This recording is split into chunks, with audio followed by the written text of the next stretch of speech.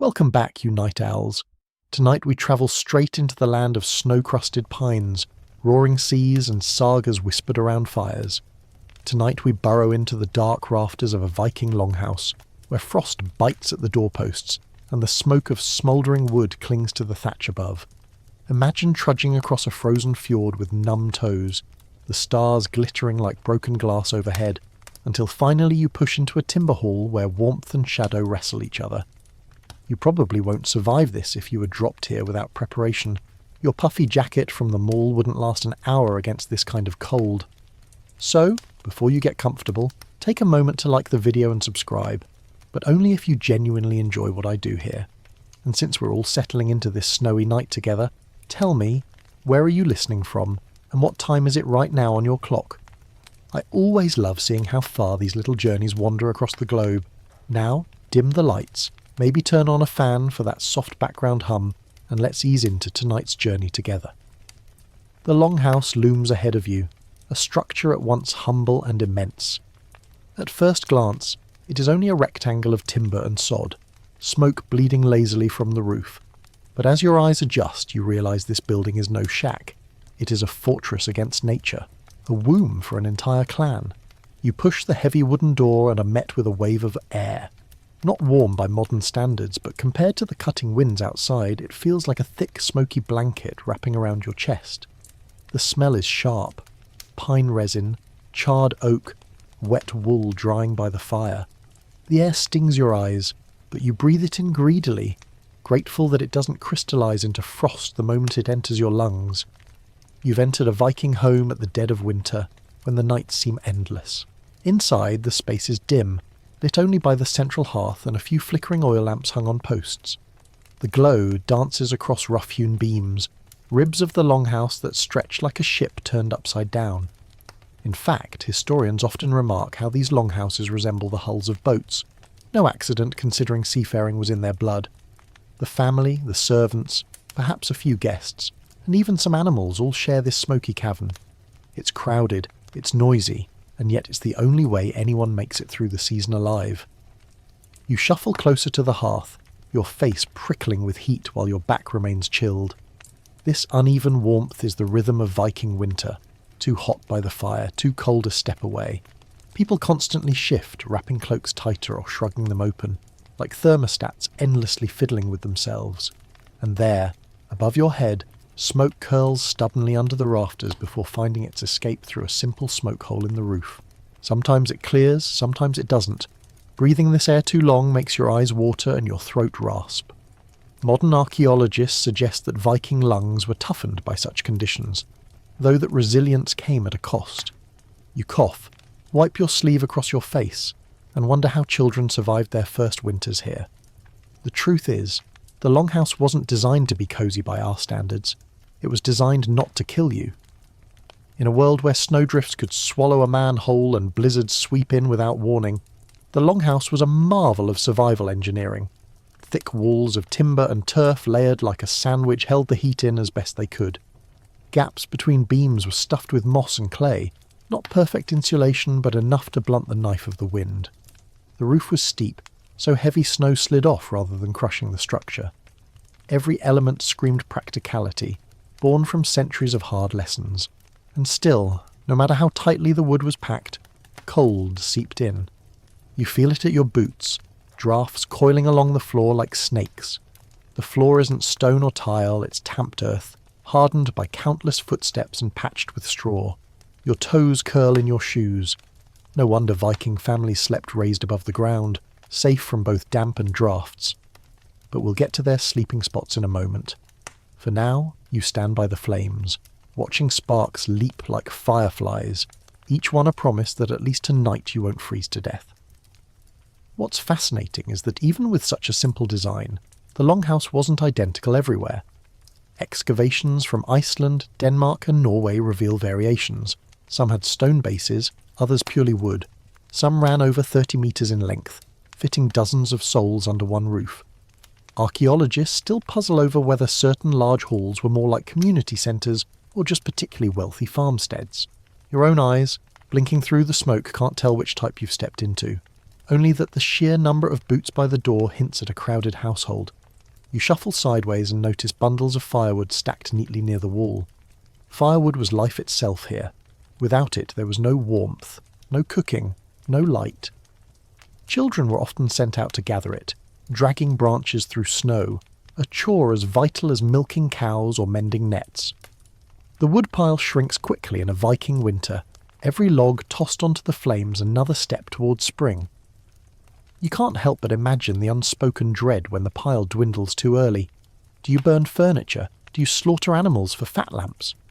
Survival was never guaranteed, even with the best preparation. One quirky detail that surprises many is how these longhouses sometimes doubled as smokehouses. With smoke constantly trapped under the rafters, strips of meat and fish were strung up to dry, turning inconvenience into preservation. So while you sit there, coughing through the haze, you're also inhaling the faint perfume of smoked herring drifting down from above. The line between home and larder was thin here. Your bedding, your food, your hearth, all overlapping in one living organism of survival. Of course, historians debate endlessly about the comfort level inside these halls. Some suggest that with a good fire, furs and bodies packed together, the heat could become almost stifling, enough to make you peel back a woolen cloak. Others insist the rooms never truly lost their chill, that your breath still fogged in the air even as flames roared. The truth probably wavered between extremes, warm enough not to die, cold enough to remind you every second that you lived on the edge of the world.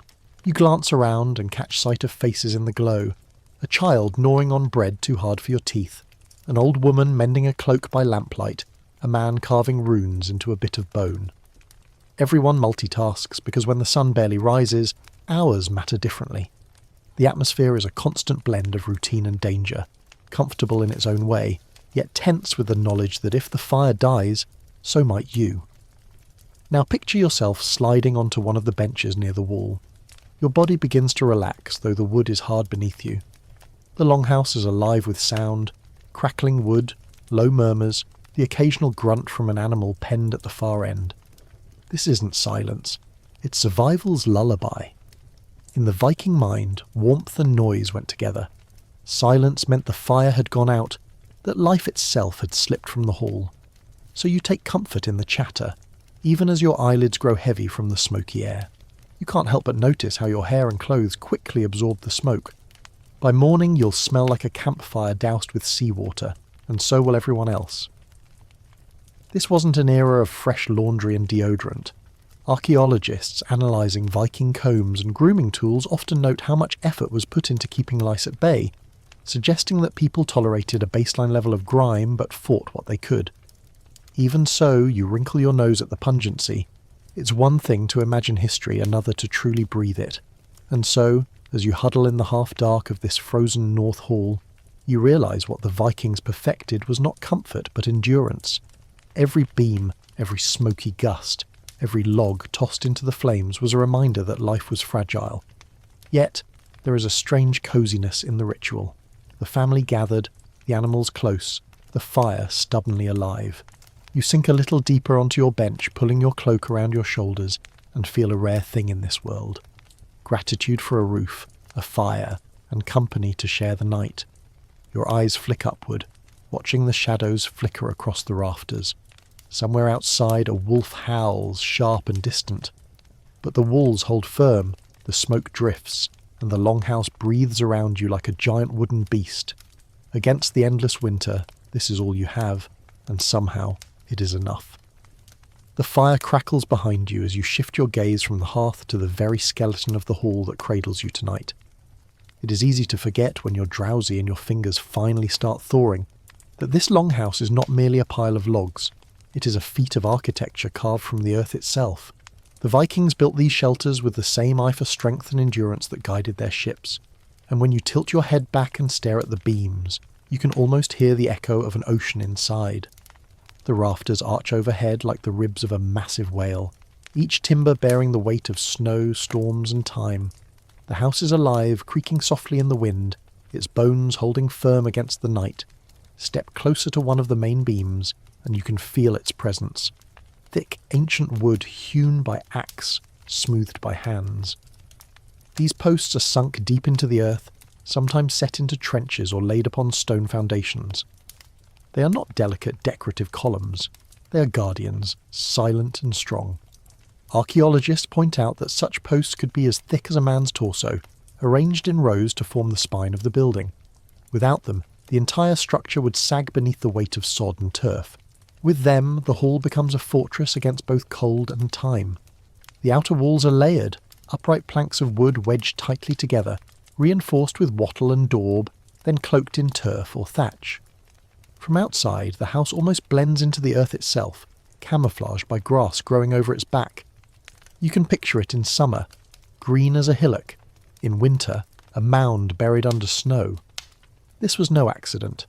A turf roof was not only camouflage but insulation, nature's own quilt thrown over the family inside.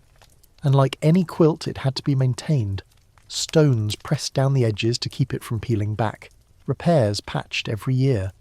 You run your hand over the inner wall now, feeling the rough timber beneath, and imagine the many hands that have pounded, sealed and prayed over these surfaces.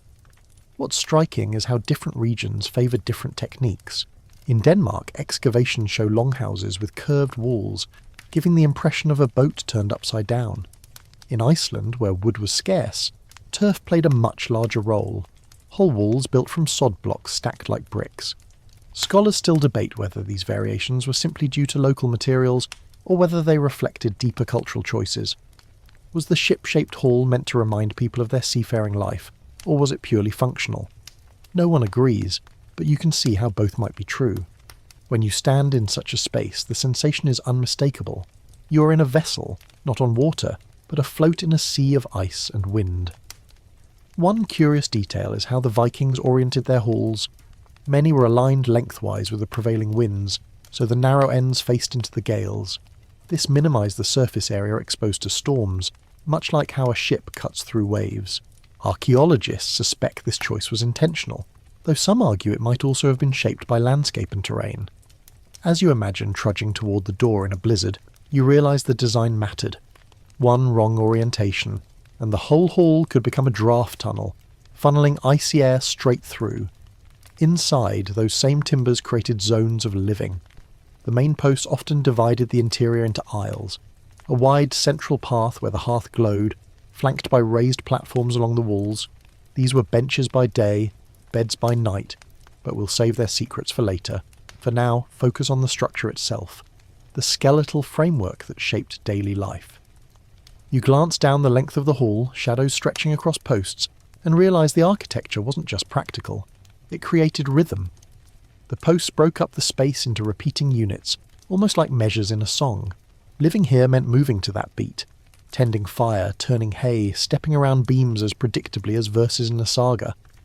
It's worth noting that timber was precious in Scandinavia. Felling and shaping enough wood for a longhouse demanded immense labour.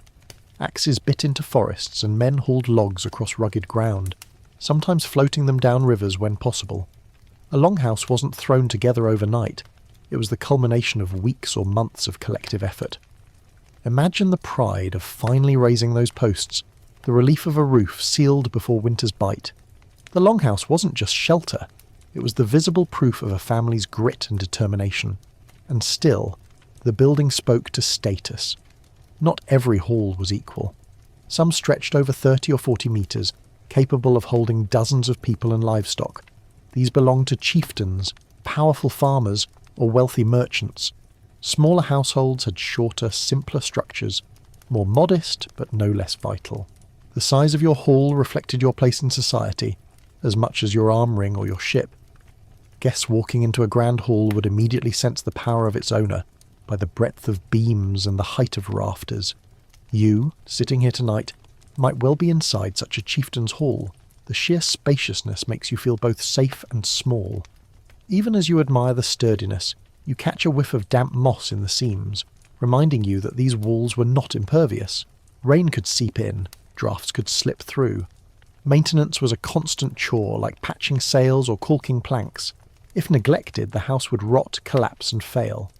In that sense, the longhouse was not just wood and turf, but a living being, demanding care, always aging. You picture the family each spring, repairing damage, layering new turf, replacing beams eaten by insects. In this endless cycle, the house was as much a member of the household as any cow or child. And here comes a quirky little note. Some sagas mention houses so smoky and drafty that people joked about rain falling indoors. While that might be exaggeration, archaeologists have uncovered charred timbers and collapsed smoke holes suggesting these homes often caught fire or suffered damage. So yes, even the proudest hall might have been leaky, creaky and far from perfect. Imagine nodding off only to feel a drip on your nose from melting snow seeping through the roof. That's the Viking version of a rude alarm clock. Historians are still uncertain about one thing: how much light truly filled these halls. Oil lamps, fueled by fish oil or animal fat, gave a weak glow. Some argue that reflective shields hung on walls helped scatter light, while others doubt they did much beyond decoration. Step into the corner of the hall now, and you'll see the truth. It's murky, your eyes straining. Shapes blur into the shadows, and you realise that much of Viking life was conducted in semi-darkness. Perhaps that is why sagas often describe the gleam of firelight on swords, shields, or hair. The brief shimmer stood out in a world otherwise cloaked in gloom. The architecture of the hall also shaped sound. The roof trapped noise, amplifying the crackle of fire, the chatter of voices, the lowing of cattle. At night, the rafters seemed to hum with the weight of it all. You close your eyes and let the timbers sing creaks, groans, whispers, snores. The very bones of the house become an orchestra, and you can almost imagine the ancestors listening along. As you nestle deeper, the realization sinks in that these timbers were not merely construction. They were culture, a shared memory carved into beams. Families might live their entire lives under the same roof, generations repairing the same posts. When you leaned against a pillar, you leaned against history itself. Every axe mark, every joint was a story in wood, the story of survival, ambition, and endurance. And so, as you drift closer to sleep, wrapped in smoky warmth, the bones of the hall cradle you like the hull of a ship, adrift on an endless winter sea. The timber creaks but holds. The turf roof sighs under snow, and you let yourself believe that, for this night at least, you're safe inside the ribs of a giant that never stops standing watch. The warmth of the longhouse doesn't come from its turf roof, its timber walls, or even the crowd of bodies pressed together in the gloom. At the very heart of the hall lies the real reason you're not an icicle tonight: the hearth. Step closer, feel your cheeks tighten under its sudden heat, and you realise what every Viking already knew. The fire is life. Without it, the entire house is nothing more than a wooden box for freezing in. With it, the impossible winter becomes survivable. The hearth is not merely a fire pit, it is the glowing core of existence, a stage for meals, stories and warmth, and at night the flickering guardian that keeps the frost at bay. Bend down and you'll see the construction itself. The hearth is usually a rectangle of stone set directly in the packed earth of the central aisle. Charcoal and ash spill over the edges, blackening the floor in uneven smudges. Sometimes a raised lip of stone or clay keeps embers from scattering, but not always. You'll notice how the floor bears scars from little flare-ups. It's no sleek fireplace with iron grates and chimney flues. No, this is raw fire, barely contained, demanding respect. The roof above has a smoke hole, an opening where you'd hope the fumes find their escape. But let's be honest, it doesn't always work. Most of the smoke just swirls under the rafters, stinging eyes and throats. You cough, blink rapidly and think, this is the cost of heat. Still the glow is hypnotic. You watch sparks leap, shadows stretch, and faces appear and vanish in the flicker. The fire is not only warmth, it is theatre. Families gathered here nightly, eating, talking, singing, praying. The hearth was their television, their campfire, their church, all rolled into one. It kept wolves from creeping too near the walls and kept spirits of frost at arm's length. When you picture Viking nights without this glowing rectangle, the silence feels unbearable, the cold merciless. Practicality shaped every decision around the hearth. Fuel was precious, and fires had to be carefully tended. Wood was the common fuel, though in Iceland, where trees were scarce, peat bricks were dried and burned. Archaeologists even find evidence of animal dung being used in places where neither wood nor peat was abundant. Hardly glamorous, but when the alternative is death by freezing, you don't quibble about the aroma. And so the hall filled with a cocktail of smells: pine smoke, burning peat, sizzling fat when food dripped into the flames, and yes, sometimes that tang of burning dung. It's not exactly the scented candle of your cosy apartment, but it was the fragrance of survival. Of course, the hearth was for cooking too. Iron cauldrons hung over the flames, simmering stews of barley, fish, or mutton. Bread was baked on hot stones at the edge, flat and simple. You might imagine yourself seated here, holding a wooden bowl as steam curls into your face, grateful for every mouthful. The fire doubled as refrigerator and stove. Hang fish near the smoke, and it dries into preservation. Toss wood on the embers, and it boils the night's supper. This multifunctionality made the hearth indispensable. Now lean back and watch how the firelight paints the hall. The posts flicker orange, the smoke above glows faintly as if the ceiling itself is alive. You feel the heat on your skin, but also the sharp bite of smoke in your lungs. This paradox, warmth and suffocation tangled together, was the Vikings' nightly reality. Some scholars argue that this constant exposure shortened lifespans, leading to chronic lung issues. Others counter that people adapted, their bodies toughened from birth.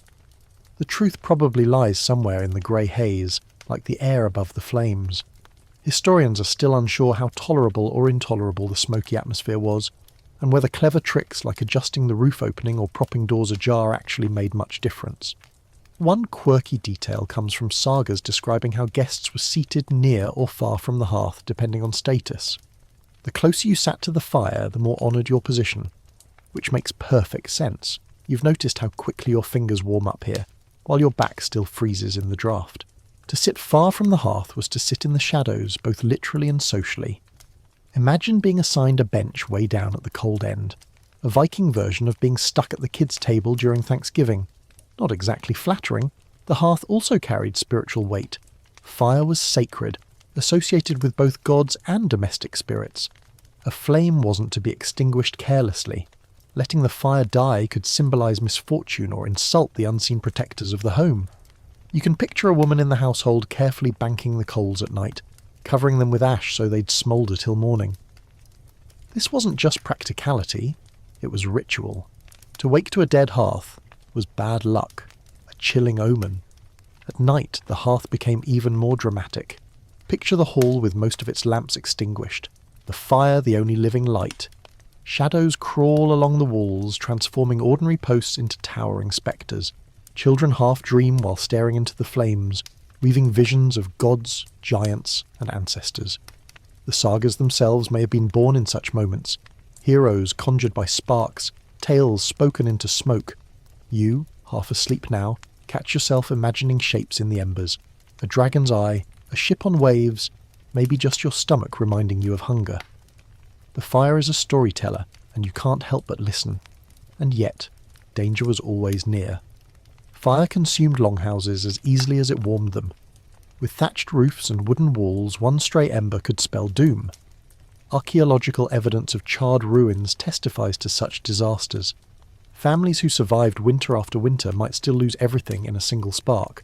The hearth was life, but it was also threat.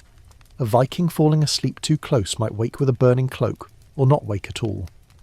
That balance, heat enough to live, but not so much as to burn, was as delicate as life itself in the north.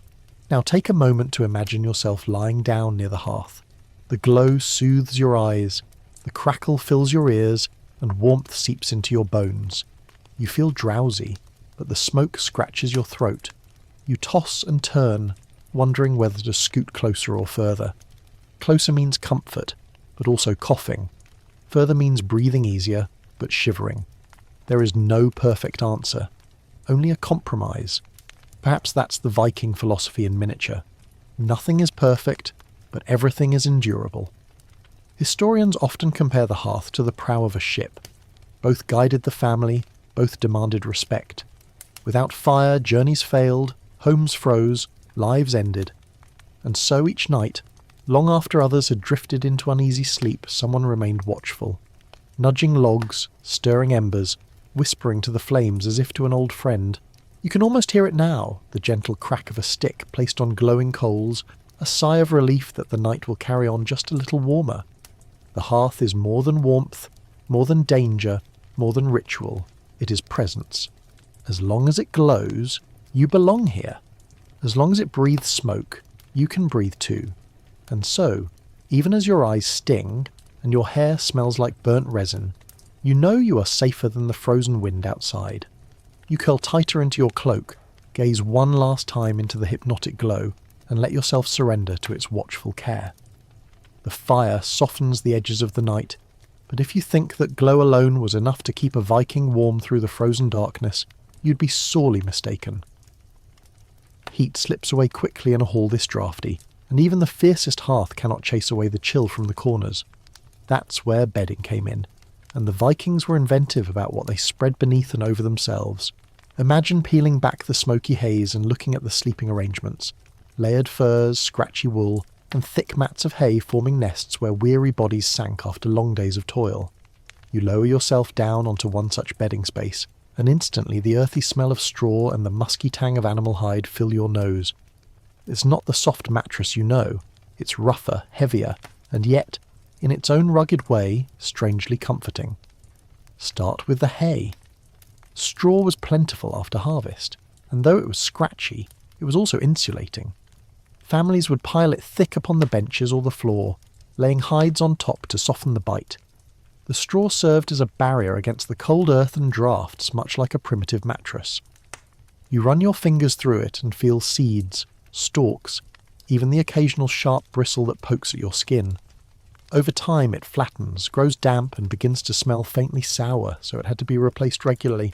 That task fell to children or servants, who lugged in fresh bundles and hauled away the old. Think of it as changing the sheets, except your sheets are hay bales, and your fresh scent is more barnyard than lavender. Above the straw came furs. These were the true luxury, the line between shivering all night and actually sleeping. Wolf pelts, reindeer hides, sheepskins, thick, soft and warm. You tug one over your shoulders and instantly feel the difference, the fur trapping air, warming with your body heat. It's no wonder fur was a prized possession, both for survival and for status. The wealthy might own several, layering them thick. The poor made do with whatever they could trap or barter. Archaeological finds of burial sites show just how important furs were. People were often interred wrapped in hides, as if no one should face eternity without their blanket. Then came wool. Viking sheep weren't just for meat or milk. Their wool was spun into heavy blankets and cloaks. Unlike our modern soft knits, this wool was coarse, but it trapped heat marvellously. Picture yourself pulling one of those blankets up to your chin. It's itchy. It smells faintly of lanolin and smoke, but it keeps the night air from gnawing at your bones. Families treasured their woven textiles, passing them down generations. Each stitch, each thread represented weeks of labour, carding, spinning, weaving. To drape such a blanket over yourself was to sleep under the weight of someone's work and love. Of course, not all bedding was equal. Chieftains and wealthy merchants might recline on thick mattresses stuffed with feathers or down, encased in fine linen. Excavations in Scandinavia have uncovered traces of feather bedding in elite burials, suggesting that those who could afford it indulged in softness. Imagine sinking into a cushion of goose down after a feast, the envy of every frostbitten neighbour. Meanwhile, common folk spread themselves thin on straw and hides, thankful for anything that dulled the chill. It's a stark reminder that even in the Longhouse, class distinctions lingered right down to bedtime. There's a quirky tidbit that makes you chuckle. Sagas occasionally mention lice-ridden bedding, a problem so common it became the butt of jokes. If you're picturing a cosy medieval sleepover, add the itch of tiny invaders to the mix. Comb finds from archaeological digs confirm this reality. Lice were everywhere, combs were worn thin from constant use, and bedding was a battlefield against them. No matter how many furs you piled on, you probably woke scratching at least once a night. It's not glamorous, but it's real, and you're grateful modern bedding doesn't come with its own wildlife. As you settle onto the hay, you notice how the bedding's arranged communally. There aren't neat rows of single beds with nightstands. Instead, people shared the spaces, rolling close together under shared furs. Children nestled against parents, siblings sprawled together, guests squeezed in where they could. Privacy was non-existent. What you gained in warmth, you lost in personal space. Every toss, every sigh, every whiff of your neighbour's breath was part of the package. Yet in a world where freezing was always a threat, closeness meant survival. You weren't just sleeping on hay and wool, you were sleeping inside a living quilt of bodies. Historians still debate whether straw was spread directly on the benches, or if woven mats were commonly used underneath to make things neater. Some evidence points to reed mats being laid first, while others think hay was tossed down in heaps. You look around the hall now, and either version seems plausible. The benches are wide enough to hold piles of bedding, but the floor beneath your feet seems just as likely a resting place for those with fewer comforts. The truth probably varied from hall to hall, depending on wealth, materials, and how much effort anyone cared to spend tidying. What is clear is that bedding wore out quickly. Fur lost its lustre, straw grew matted, wool blankets frayed. Families constantly mended, replaced, and rotated their sleeping gear. Bedding wasn't an afterthought. It was one of the most labour-intensive parts of keeping a household alive. Women spent endless hours spinning and weaving wool, preparing hides, shaking out straw. Every night you wrapped yourself in these layers, you were also wrapped in the invisible work of the household. Close your eyes now, lying back on a sheepskin, and notice the sensations. The straw pokes through here and there, itchy against your arm. The wool blanket is heavy, pressing you into the hide. The fur above your shoulders smells faintly of animal, musky and earthy. You cough once from the smoky air, tug the blanket tighter, and feel heat finally begin to seep into your bones. This is not luxury, but it is survival. You imagine the satisfaction of finally drifting off, knowing that the frost will not claim you before dawn. And yet comfort could be deceptive. Bedding near the fire risked sparks catching on wool or fur. Bedding near the walls suffered from drafts and dampness. Too close to the animals and you might wake with a goat's hoof on your chest. Too far from anyone else, and the cold nipped at your fingers. Finding the sweet spot was an art. Shifting bedding around depending on season, weather, or who was in the household that night. It's a strangely human scene. People arranging and rearranging their nests like birds, fussing with blankets, shaking out straw, muttering about drafts. Even in the Viking age, bedtime was a ritual of negotiation between comfort and necessity. You picture yourself yawning, trying to ignore the itch of straw and muttering something like, "better than outside," which might as well have been the motto of the era. As your eyelids droop, you understand why furs, wool and hay were more than objects. They were companions. They bore the scent of fire, the weight of family, the persistence of life in the face of cold. Tonight, they are your only defence against the endless winter pressing at the walls. You curl deeper into your bedding, let the musky warmth envelop you, and for the first time in hours your shivering finally stops. You wake, or rather, you half-wake, realising that your body has been pressed all night against something firm beneath the layers of hay and hide. That surface, you now notice, is not the ground at all, but a bench. Long, broad planks of wood raised slightly above the packed earth floor, running the length of the hall along both walls. In the smoky dimness of the Viking longhouse, these benches are more than furniture. They are lifelines. By day they serve as seating for meals, work and storytelling. By night they transform into communal beds, a line of makeshift bunks cradling bodies in furs and straw. You shift, pressing a palm against the board beneath the hay. It's rough, uneven, and faintly sticky with resin. Whoever crafted this bench didn't fuss over polish. They built it sturdy enough to hold weight, whether that weight was a man slamming down after a long day in the fields, a child clambering up to escape the dogs, or a whole row of people collapsed in sleep. These benches are part of the house itself, nailed or pegged into the main beams, inseparable from the structure. To remove them would be to dismantle part of the longhouse's ribs. The purpose is clear. Height means warmth. Being even a few inches above the floor shields you from the worst drafts and dampness. You felt those cold snakes of air curling around your boots, and you know the earth beneath is always leaching heat. Raised platforms make the difference between rest and misery. Archaeologists examining post holes and floor layers of longhouses point out how benches line the sides, forming continuous platforms. It wasn't luxury.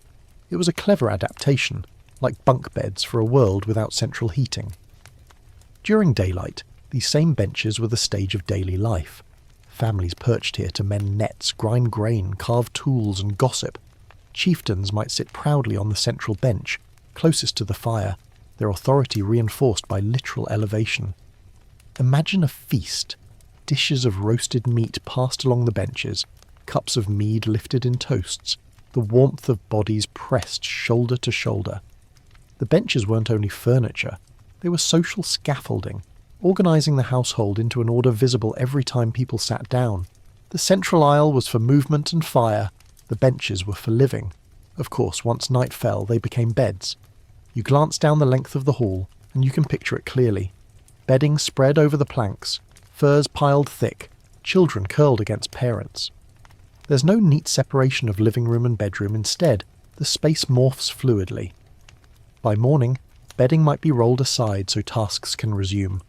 By evening, it is unfurled again, as automatic as breathing. You wonder what it must feel like to live without compartmentalizing space, everything overlapping, every corner alive with multiple purposes. One quirky tidbit from excavation records is that benches sometimes contained hidden storage beneath. Boards were lifted or hollowed to tuck away valuables, tools, or food. Imagine reaching under your bedding at night and pulling out a pouch of silver coins or a jar of dried berries. It's the Viking version of a bedside drawer, except your drawer is a plank in a communal sleeping platform. Practical, if not particularly private. Historians still puzzle over how sleeping arrangements were decided on these benches. Did families always stay in the same spots, each with a claimed stretch of plank? Or did people shift according to status, warmth, or sheer necessity? Some argue that hierarchy dictated placement. The head of the household nearest the hearth, servants and children pushed toward the colder ends. Others think it was more fluid, families clustering together wherever there was space. You watch the benches now, half lit by firelight, and either picture seems plausible. The truth is hidden somewhere between sagas and soil samples, and no scholar can say for certain. Still, it's easy to imagine the rhythm of settling in. First, the older members shuffle to their accustomed places, leaning back against the timber wall. Then younger ones climb in, wriggling under blankets. Perhaps a guest is shown a space, offered a shared fur as gesture of hospitality. The sound of settling must have filled the hall, the rustle of hay, the creak of wood, the sighs of people easing sore muscles. The benches, though simple, were the stage for this nightly ritual, their planks groaning under the collective weight of survival. Think about the wear. These boards endured years of constant use, sat upon by day, slept upon by night, pressed by tools, bowls, boots and bodies. No wonder some sagas describe benches splintering or sagging. Repairs were constant, new planks nailed over old fresh boards replacing rotten ones. In that sense, the benches were alive, aging alongside the family, carrying the marks of every meal, every night, every argument that ever leaned too heavily on them. You stretch out on the bench now, testing its firmness. There's no cushion, just the unyielding wood beneath a layer of straw. It's hard, but not intolerable, and strangely enough the raised height makes you feel safer, almost elevated above the chaos of the central aisle. You can watch the fire from here, hear the murmurs of others, even peer out the small door gap at the dark world beyond. It's a perch, both literal and figurative, in a household that blurred boundaries between private and communal life. Of course, with communal sleeping comes communal discomfort. Your neighbour shifts, and the whole bench vibrates. Someone snores loudly, shaking the planks. A child kicks in their sleep and you feel the thud ripple through the straw. This isn't the solitary cocoon of a modern bed. It's a tide you surrender to, a shared rhythm of creaks and sighs. To live as a Viking meant not only enduring the cold, but also enduring each other, night after night, year after year. And yet that endurance had its own comfort. The benches tied people together, both literally and socially. You learn to sleep in rhythm with others, to trust the body pressed beside you, to accept the lack of privacy as the price of survival. The Longhouse bench wasn't just wood, it was community carved into planks. As you drift in this half-sleep, you understand why the benches were indispensable. They lifted bodies from the cold ground, organised the household and carried the weight of survival. Without them, the hall would be emptier, colder, and far lonelier. Tonight, you press your cheek against the fur-lined straw, feel the plank solid beneath you, and accept its embrace. It's not comfort as you know it, but it is comfort enough. Your head, heavy with smoke and fatigue, sinks toward the bedding, and that's when you notice what it rests upon. Not the soft springiness of a feather-filled cushion from a department store, not a plump rectangle wrapped in crisp cotton, but something altogether different, something improvised. The Vikings did not believe in wasting a chance at comfort, but they also lived in a world where nothing was guaranteed. So pillows were made of what could be gathered: moss, feathers, straw, even bundled cloth. Your cheek presses down and you realise that for all its ruggedness there is thought and care in this humble headrest. Imagine moss, thick, springy green mats peeled from the forest floor and dried in the sun.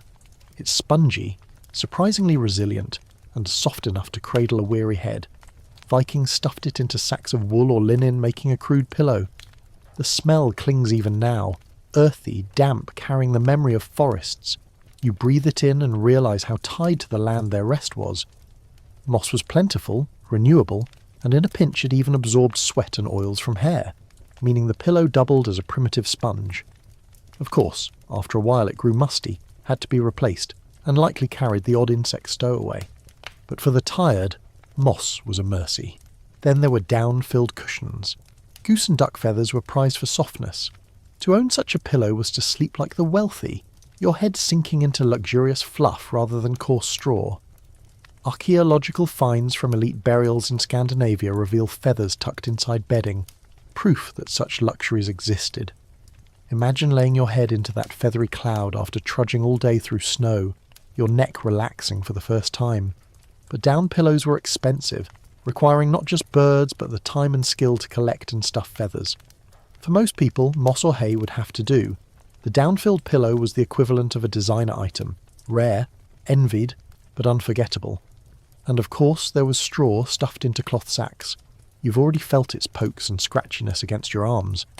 As a pillow it was no better, but it was functional. It kept your head raised from the hard bench, offered some support and cost nothing but the effort of filling. Picture the sound of your head rolling over, crisp crunches of dry stalks, an echo of fields harvested months before. Perhaps not comforting in the conventional sense, but in its way, a reminder of the cycle of the year, the harvest, and the family's ability to endure. There's something endearing about the Vikings' knack for improvisation. If no stuffing was available, they might simply roll up a cloak, or even fold their arms under their head. Some sagas mention warriors using shields as makeshift pillows during travels or raids, the rim of the shield pressing into the back of the skull. Tonight, you're not quite so unlucky. Your moss-stuffed sack, though lumpy, at least spares you the discomfort of wood or metal. But here's a quirky detail that makes you pause. Sagas sometimes mention pillows soaked in herbs. Imagine lavender, sage, or thyme tucked in with the stuffing, their aromas filling the hall. Some herbs were believed to ward off evil spirits or soothe restless sleep. Whether practical or superstitious, these fragrant additions transformed crude sacks into vessels of protection. You lower your head and pretend you can catch a whiff of thyme in the smoky air, a tiny luxury amid hardship. Historians, however, are still uncertain about how widespread the use of moss pillows truly was. Some argue it was common, citing references in sagas and folk practices in later centuries. Others suggest it may have been more localised, or even a poetic embellishment. After all, moss is soft when damp, but it stiffens when dried. Would it really cradle the head, or simply crumble into dust? The debate remains unresolved, leaving us to wonder whether tonight's moss pillow is authentic survival gear or romantic reconstruction. Either way, your neck appreciates the lift. As you lie there, shifting slightly, you notice the pillow does something else. It raises your head just enough to escape the worst of the smoke. In a hall where air grows thick and acrid, elevation means easier breathing. Perhaps that was an unspoken benefit of these stuffed sacks. A Viking might never phrase it that way, but instinctively they knew. The higher your head, the clearer the air. The pillow, then, was not only comfort but also survival strategy. Picture the communal row of benches at night, each person with their own form of headrest. One has a moss-filled sack, lumpy but serviceable. Another uses bundled wool. A child rests against their mother's folded arm. A guest, perhaps wealthy, sighs luxuriously into a feather cushion, while envious eyes glance at them in the dim glow of the fire. Pillows, like bedding, told stories of status, of what you could afford, of what resources your land and family offered. And then there's the maintenance. Pillows wore out, flattened, collected dirt and lice. Just as with straw bedding, they needed refreshing. Women shook out stuffing, sewed torn seams, patched fabric covers. These small acts of care made the difference between tolerable sleep and aching necks. When you close your eyes tonight, you realise you're lying not just on moss and cloth, but on hours of invisible labour, someone's hands preparing a place for rest. You roll your head slightly, and the pillow emits a faint crunch. It's not silence, it's the sound of the forest floor beneath your cheek. The smell of earth and hay clings, mingling with the stronger scent of smoke from the hearth. It's an odd perfume, equal parts natural and harsh. Yet, in its way, it's grounding. You feel closer to the land, closer to the raw elements that shaped every detail of this longhouse existence. And here's where the humour sneaks in. If you were expecting a plush hotel pillow with a 5-star sleep experience, you'd be sorely disappointed. But compared to resting your head on a frozen log outside, this moss-stuffed sack feels like luxury. You mutter to yourself in the dark, better lumpy moss than icy ground, and that sentiment could have been whispered by countless Vikings before you. As the fire dwindles to embers and the hall grows darker, you let your head sink deeper into its uneven cushion. The pillow is imperfect, fragile, destined to be replaced. But tonight it does its job. It lifts you just high enough, cradles you just gently enough, and carries you a little further from the edge of the cold. In the Viking world, that's all a pillow needed to do. The fire burns low, the smoke hangs heavy, and you're lying there on your moss-stuffed pillow when you realise you're not alone. Truly not alone. Warmth in a Viking longhouse didn't come only from the hearth or from furs. It came from the living bodies around you, pressed close, tangled together, breathing in one another's smoke-tinged air. The Vikings slept in heaps, families bundled under shared blankets, limbs overlapping, shoulders pressed against shoulders. You shift slightly and feel someone stir beside you, the reassuring weight of another body reminding you that survival here is not an individual project. It is communal to the bone. Imagine the scene. Benches lined with straw and hides, wool blankets pulled over groups instead of individuals, the family clustering as though they were a single organism huddling against the cold. Children nestled between parents, grandparents pressed near the warmth of middle generations, servants fitting into corners where they could. Guests, if present, found themselves woven into this living quilt, sometimes awkwardly, sometimes with genuine welcome. Personal space was not a concept that survived northern winters. By day, the longhouse felt large, almost cavernous, with its central aisle and vaulted roof. But by night, once bedding was unrolled and everyone lay down, the hall shrank dramatically. The benches became packed rows of sleepers, and the faint warmth of the fire had to stretch across dozens of bodies. It is astonishing to imagine so many people resting side by side, yet it was ordinary life here. A Viking household might include not just the nuclear family but extended kin, servants, thralls, and even guests. That meant nights full of the sounds of breathing, snoring, muttering, and the occasional cough hacking through the smoky dark. And for children, they didn't have their own tidy cradles with pastel blankets. Infants slept with their mothers, sometimes swaddled tightly in wool wraps to keep them still. Toddlers curled against siblings, or were tucked into the crook of an adult's arm. Safety was measured by proximity. If you were within reach, you were protected. There's something tender about the image, even if it also meant frequent interruptions when a baby whimpered or needed feeding. Still, the rhythm of life and sleep pulsed through the family heap, a heartbeat shared across generations. You might be tempted to groan at the lack of privacy, and indeed, there were moments of awkwardness. Every sniffle, every stretch, every midnight fidget was communal business. But warmth demanded sacrifice. To pull away, to insist on sleeping apart, was to risk freezing. It was better to endure the smell of your cousin's unwashed feet than to wake frostbitten and alone. So families accepted the messiness, the mingled sense of sweat and smoke, the feeling of breathing in air already exhaled by someone else. One quirky detail recorded in later Scandinavian folklore suggests that some families assigned sleeping orders on crowded nights, children in the middle, adults at the sides, elders at the ends. Whether this was a hard rule or just a common-sense arrangement, it makes you smile to imagine a mother orchestrating a nightly shuffle like a conductor positioning instruments in an orchestra pit. Perhaps she called out names as people wriggled into place, making sure the frailest stayed in the warmest centre. Yet historians still argue whether sleeping arrangements were strictly organised by rank and roll, or whether it was a looser practice. Some propose that household heads always claim the warmest central spots near the hearth, leaving thralls and servants to the draughty ends. Others counter that necessity trumped formality, and everyone piled in wherever they fit best. You look around the smoky hall now and see plausibility in both pictures, the proud chieftain reclining with family at the centre, and at the same time the messy reality of a dozen limbs scrambling for space. The truth likely shifted with season, status, and circumstance. But beyond questions of order, what mattered most was heat. Bodies pressed together generate warmth far more effectively than blankets alone. It's the same principle that penguins use in Antarctic storms: survival by huddling. Vikings might not have studied biology, but they knew instinctively that closeness kept you alive.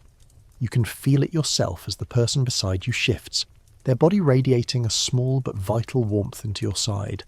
That heat, multiplied by dozens of sleepers, turns a draughty hall into a survivable nest. The intimacy of this arrangement is startling to modern eyes, but it had social advantages too. Bonds were strengthened by nightly proximity. You didn't just share meals and chores, you shared the quiet vulnerability of sleep. Children grew up in constant contact with parents and grandparents, hearing their snores, absorbing their muttered dreams. Stories could be whispered in the dark, a saga half told before sleep claimed the teller. Laughter might ripple through the bedding heap when someone farted loudly or snored like a bear. These were the small binding threads of community. Of course, it wasn't always pleasant. Imagine the smell: layers of unwashed wool, lingering animal musk from hides, smoke in every strand of hair, and the undeniable human odours of sweat and breath. Some nights must have been suffocating, especially when illness swept through the household. A single cough could echo down the bench, each sleeper dreading the spread. It was both closeness and claustrophobia, comfort and discomfort in equal measure. You adjust your position, shifting your moss pillow, and a child's foot pokes against your side. The bench creaks as someone rolls over. Another groan comes from the far end, followed by a muttered curse. You can't help but smile. This chaos is strangely human, grounding. In a way, it is the opposite of loneliness. Here, in this heap, you're undeniably part of something larger. It's worth noting too that this communal sleep shaped the Viking psyche. To them, individuality was never the centre of survival. Kinship, household and clan came first. The nightly heap was a physical expression of that worldview. Warmth, security, identity, all were shared. Sleeping alone was either punishment, necessity for a guard, or a luxury reserved for the highest status. And even then, the risk of cold made solitude dangerous. As the hall grows quieter, you feel yourself surrendering to the rhythm of communal rest. You breathe in time with those beside you, your chest rising and falling with the same pattern. For a moment you can almost forget the frost pressing at the walls, the wolves outside, the uncertainty of survival. The family heap is not elegant, but it is effective. It is a living blanket of kin and clan, woven together by necessity and by choice. You close your eyes, and in the half-dreaming haze you realise something profound. To be Viking was to endure, but also to belong. Each body in this heap, no matter how restless or pungent, contributes to the warmth that allows all to survive. Tonight, you are not a solitary sleeper. You are one thread in a living weave, part of a tapestry that resists the cold together. And with that thought, the longhouse seems just a little warmer. You stretch your legs under the shared blanket, and your toes brush against something unexpected. Warm, coarse, and faintly damp. It shifts slightly, exhales a grassy-scented breath, and lets out a low grunt. No, it's not your cousin kicking in his sleep, it's a goat. You blink in the smoky half-dark and realise what you had almost forgotten. The Vikings didn't only huddle together as families, they huddled with their animals too. The longhouse was not merely for people. It was a barn, a stable, and a farmhouse rolled into one. At first, the thought of pigs and cows sharing your sleeping quarters feels absurd, maybe even unsanitary. But then you consider the brutal arithmetic of winter survival. Outside, the cold could kill livestock as easily as humans, and every goat, cow or pig was wealth on 4 legs. Their milk, meat, hides and manure were lifelines. To lose them to frostbite or wolves was to lose the very fabric of the household economy, so the solution was practical. Bring the animals inside, keep them alive and let their body heat help warm the hall. The arrangement was smelly, noisy, and probably chaotic, but it worked. Picture the longhouse layout again. At one end, typically the farthest from the door, pens and stalls were built directly into the structure. Low partitions of wood or wattle separated animals from humans, though not by much. Cows were tethered, goats milled about, chickens roosted in corners. The smell of hay mixed with dung and smoke to create an aroma you couldn't escape. And yet the heat radiating from so many bodies mattered. Archaeologists have even suggested that in larger halls, livestock might have provided as much warmth as the hearth itself.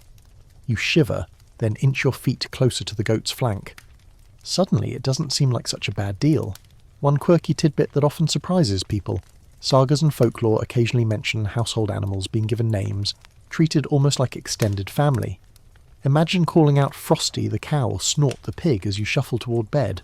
Children grew up alongside these creatures, feeding them, sometimes even curling against them when furs were scarce.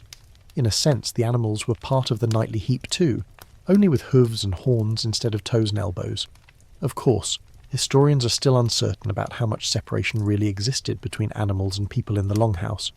Some reconstructions show neat stalls with barriers, keeping the worst smells and noise at bay. Others argue the space was looser, with goats and pigs wandering more freely. Evidence is patchy, and scholars debate whether the animal end of the house was truly distinct, or whether it blurred into the family space. Tonight, lying here with your toes pressed into a goat's flank, you find it hard to believe in perfect order. Animals have a way of wandering, no matter what the humans intended. Close your eyes for a moment, and you can hear the soundscape of this strange arrangement. The rhythmic lowing of cattle, the occasional bleat of a restless goat, the squeal of a pig turning in its sleep. Chickens shuffle above, feathers rustling as they roost on beams.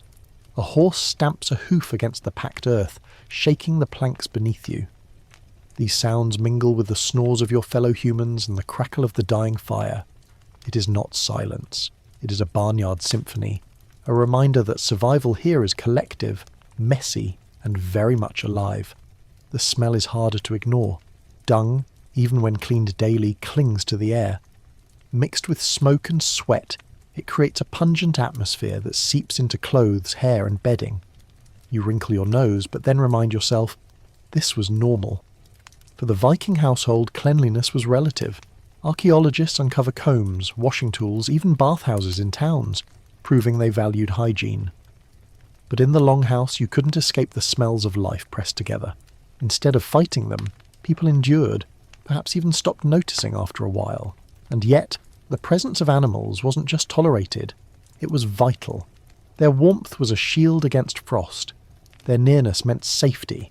Wolves or thieves would have to breach the hall itself to reach them. And their sounds, however disruptive, were also reassuring.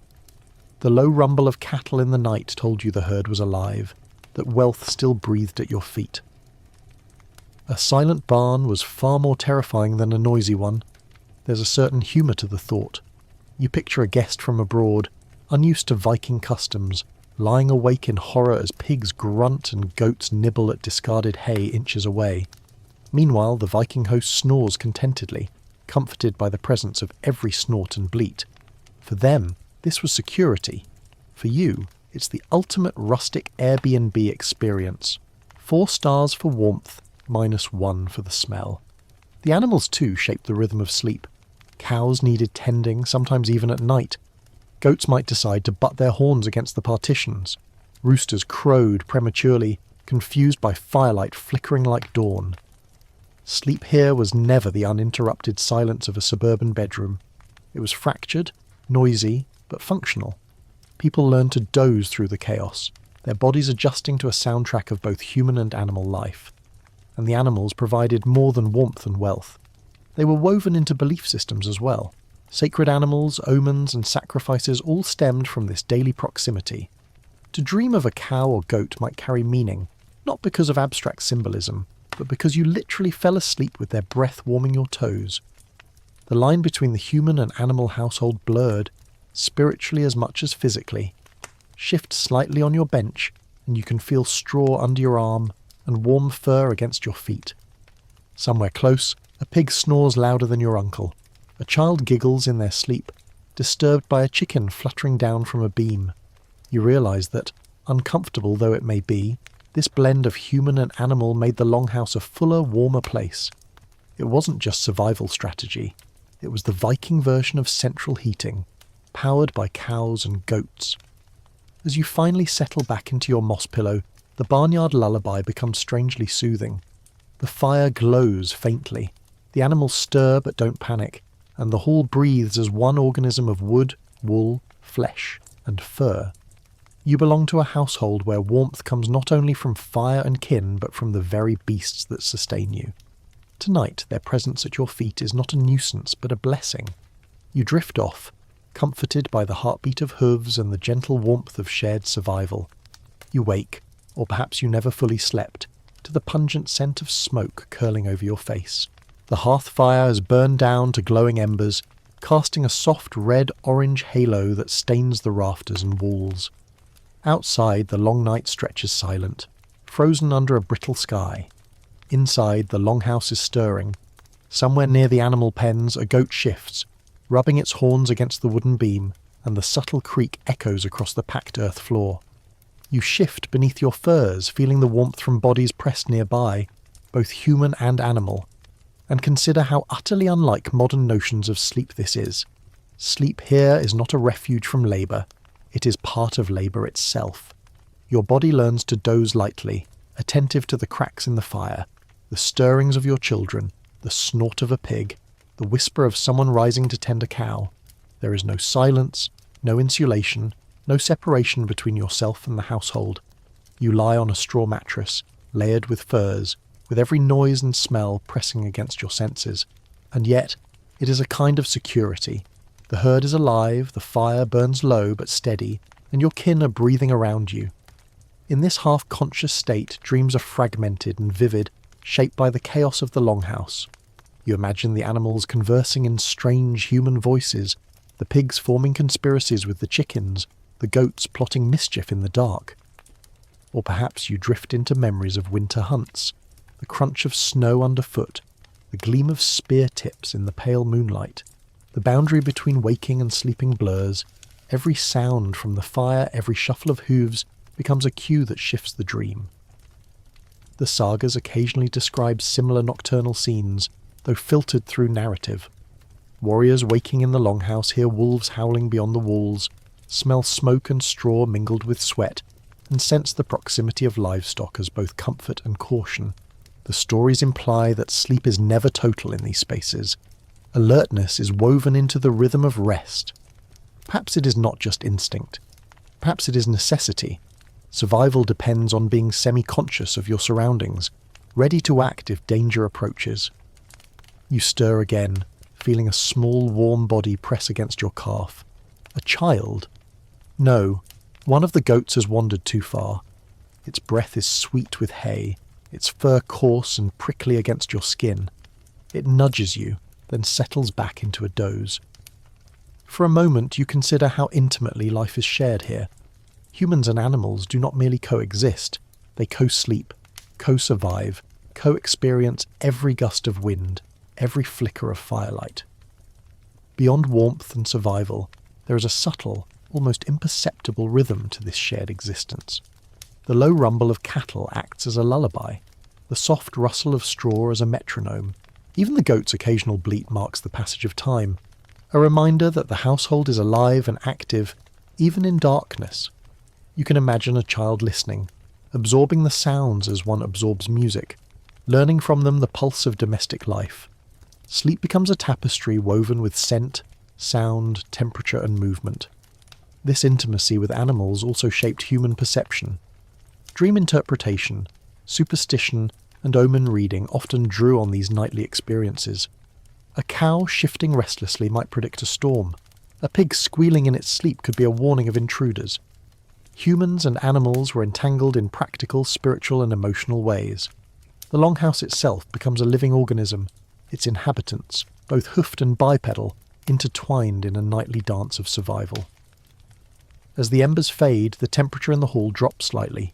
Bodies huddle closer, shoulders and backs pressing together to conserve heat. You notice your breathing synchronizing with others nearby. a subconscious rhythm of collective endurance. Every shift, every small sound, footsteps on straw, the scrape of wood, the sigh of a sleeping child, registers not as annoyance but as the pulse of life itself. Here, sleep is less a private act and more a communal ritual. Outside, the wind moans against the walls. Snowflakes, invisible in the low firelight, drift silently down from the eaves. The Longhouse is a fortress against this emptiness, a single capsule of warmth, light, and presence. The smell of smoke, mingled with animal musk, furs, and human sweat, forms an olfactory signature of survival. It is thick, almost tangible, and impossible to separate from memory.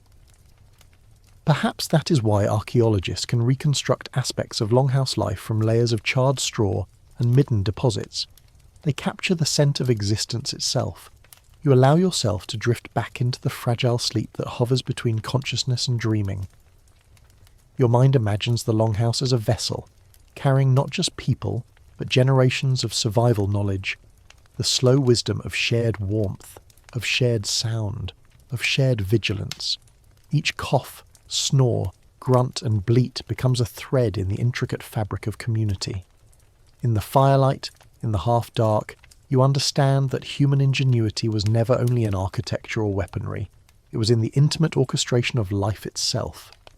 Dreams under the smoke often carry lessons. You might find yourself suddenly outside, trudging through deep snow, carrying firewood while a wolf pack prowls the perimeter.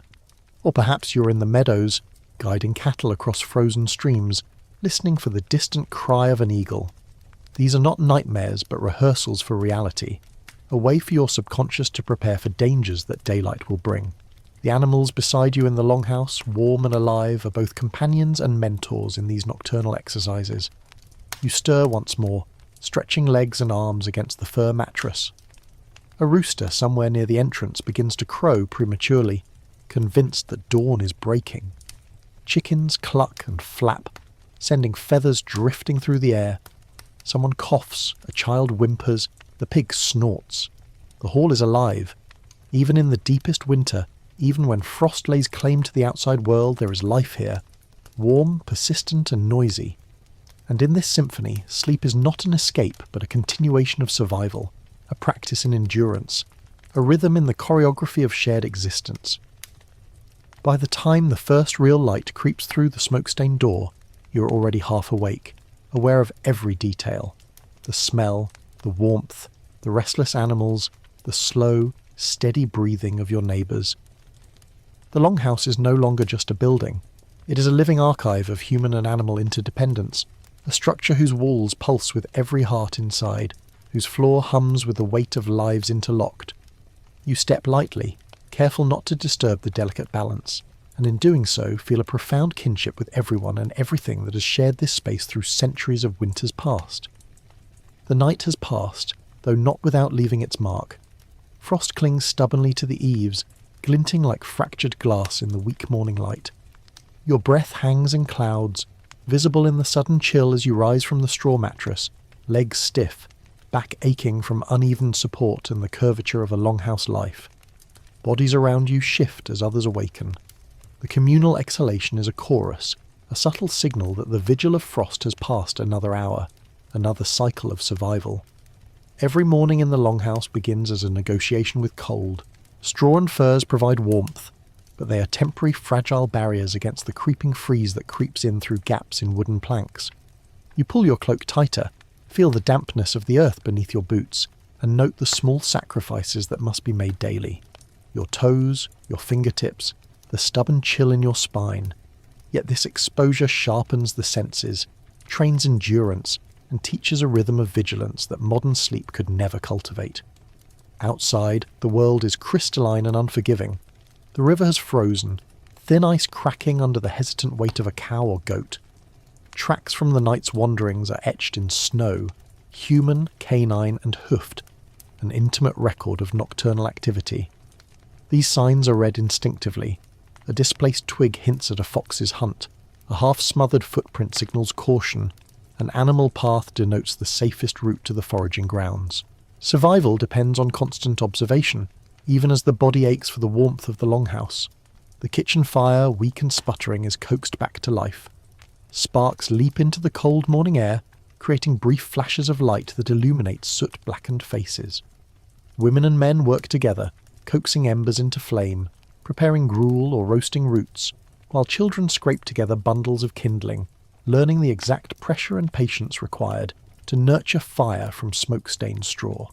It is an education in endurance, transmitted in silence and repetition, a ritual as old as the settlement itself.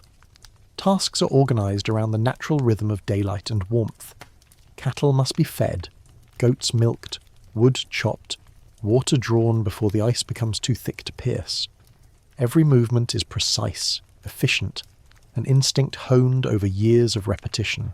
Even as the chill gnaws at exposed skin, the body remembers warmth, stored in muscle, in motion, in proximity to others. Sleep and wakefulness are intertwined, one feeding into the other, with no clear boundary between labour and rest. The longhouse is alive with sound, scraping of stools on packed earth, low hums of conversation, occasional laughter, the grunt of lifting heavy bundles, the squeal of an unhappy pig being herded. It is a stark contrast to the modern notion of peaceful, solitary sleep. Here, the household's pulse is relentless, unyielding, and utterly human. Every noise is a reminder that life continues even in frost, that survival is active, communal, and sensory-rich. Frost is a teacher. It educates the body and mind, training them to anticipate danger, to move deliberately, to respect the fragility of life. Small mistakes are unforgiving. A misstep on ice, a neglected animal, a weak fire can cascade into illness, injury, or worse. In the Longhouse, such lessons are transmitted across generations, each night a rehearsal for the cold realities of survival.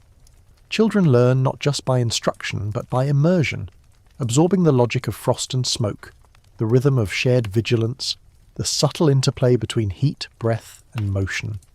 Dreams during this period take on a stark, almost crystalline quality, mirroring the frozen landscape outside. The mind rehearses scenarios of hunting, defence, foraging, and herding, blending fear, hope, and strategy. In the Longhouse, sleep is never an escape.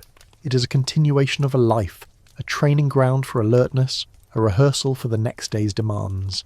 Even the simplest of dreams, of fire, food, or a brief warm embrace, carries lessons, reinforcing survival instincts that will be needed in waking hours. The fire is tended continuously. Sparks leap, threatening to ignite stray straw.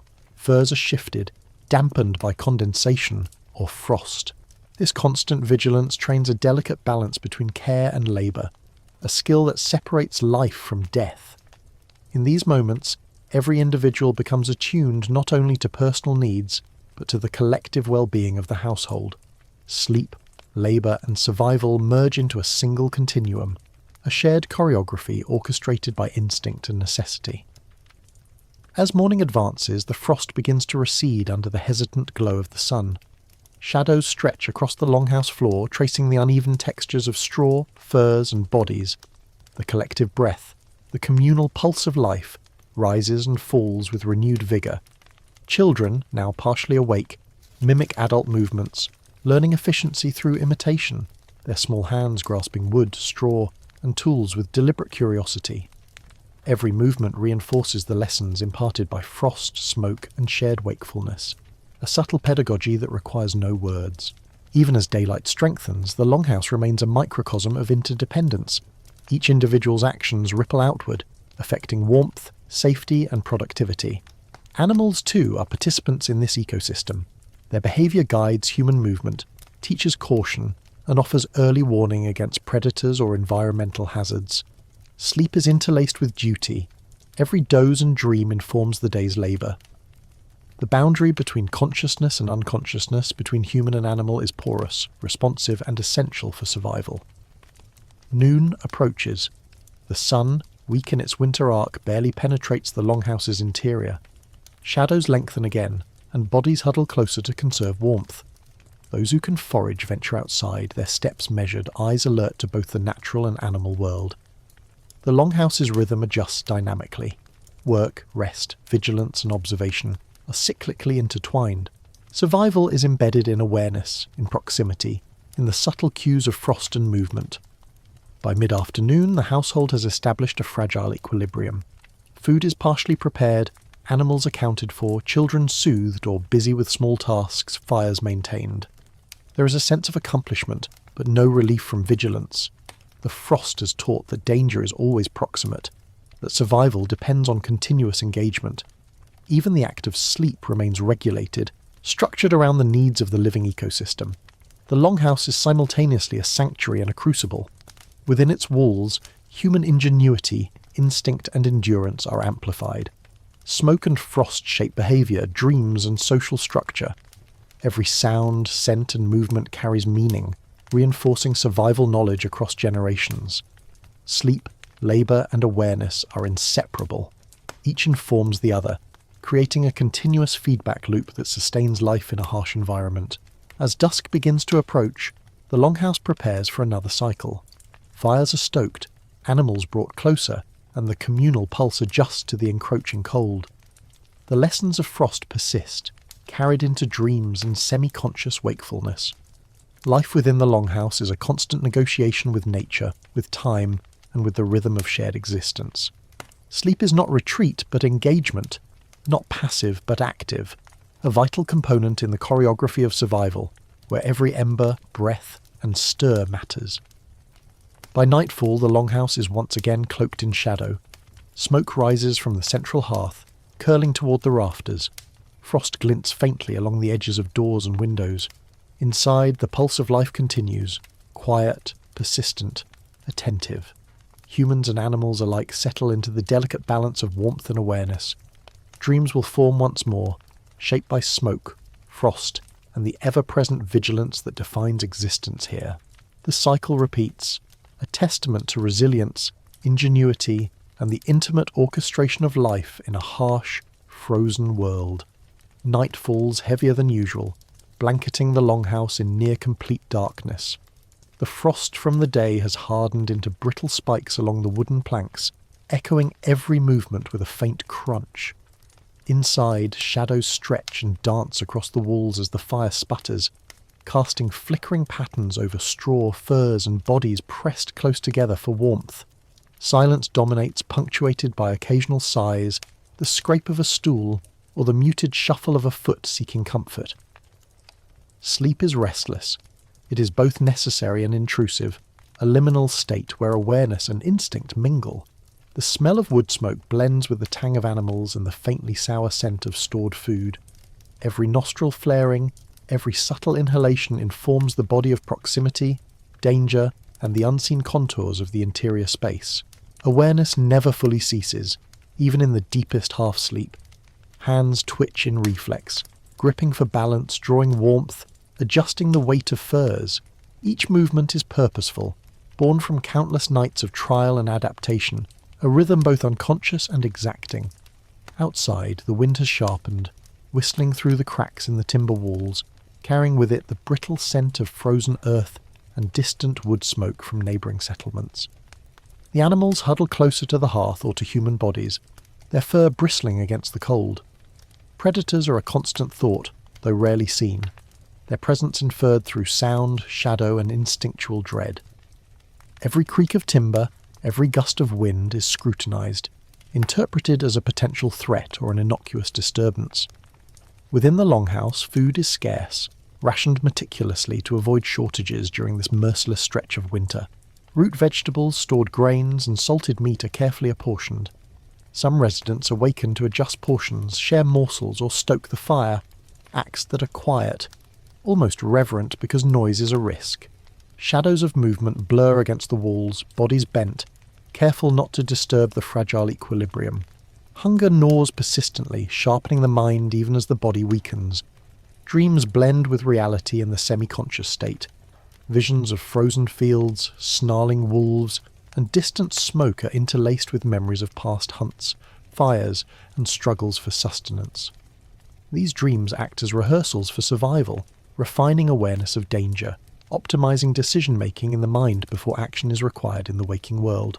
Sleep, paradoxically, becomes both a place of rest and a domain of intense activity for the body and psyche. By midnight, a rhythm emerges. The longhouse is a network of subtle movement and vigilance. A child rolls over, prompting a mother's hand to adjust a blanket. A cow shifts in its stall, causing a human to redistribute weight for warmth. The fire crackles unpredictably, requiring attention to maintain both heat and safety. Each act is minor in isolation, but collectively forms a web of care, coordination, and survival. No one is truly alone here. The lives of all are interwoven through instinct, proximity, and necessity. The cold penetrates even the most prepared corners. Furs, straw, and body heat offer only temporary reprieve. Fingers and toes turn numb. The breath catches in the chest, forming visible clouds with every exhale. Those less resilient shift continuously, adjusting posture, curling tighter against others, or reaching for the nearest ember. Every adjustment is calculated, balancing comfort against exposure, warmth against the limited resources of fire and fuel. A faint scratching sound draws attention to the periphery. A small animal, perhaps a rat, scavenging near the food stores. The sound is subtle but unmistakable. Instincts honed over countless nights detect threat and opportunity simultaneously. A shadow moves near the noise, a human hand intercepts, and the intruder is gently, silently shooed away. Such interactions are routine yet vital, a constant negotiation between the household and the persistent challenges of environment and resource scarcity. Conversations are minimal. A low murmur may pass between adults, a whisper about fuel, rations, or weather. Words are carefully measured to preserve warmth, conserve energy, and avoid drawing attention from unseen dangers outside. The Longhouse operates on a silent understanding. Communication is as much physical as verbal. Adjustments of weight, subtle gestures, and the sharing of warmth convey intent and instruction. Sleep, while desired, is never truly private or unencumbered. Awareness extends outward, connecting every individual in a continuous shared vigilance. Time stretches and contracts with the cold. Hours pass in intervals marked by subtle changes. The fire's glow, the creak of timber, the slight shift in wind.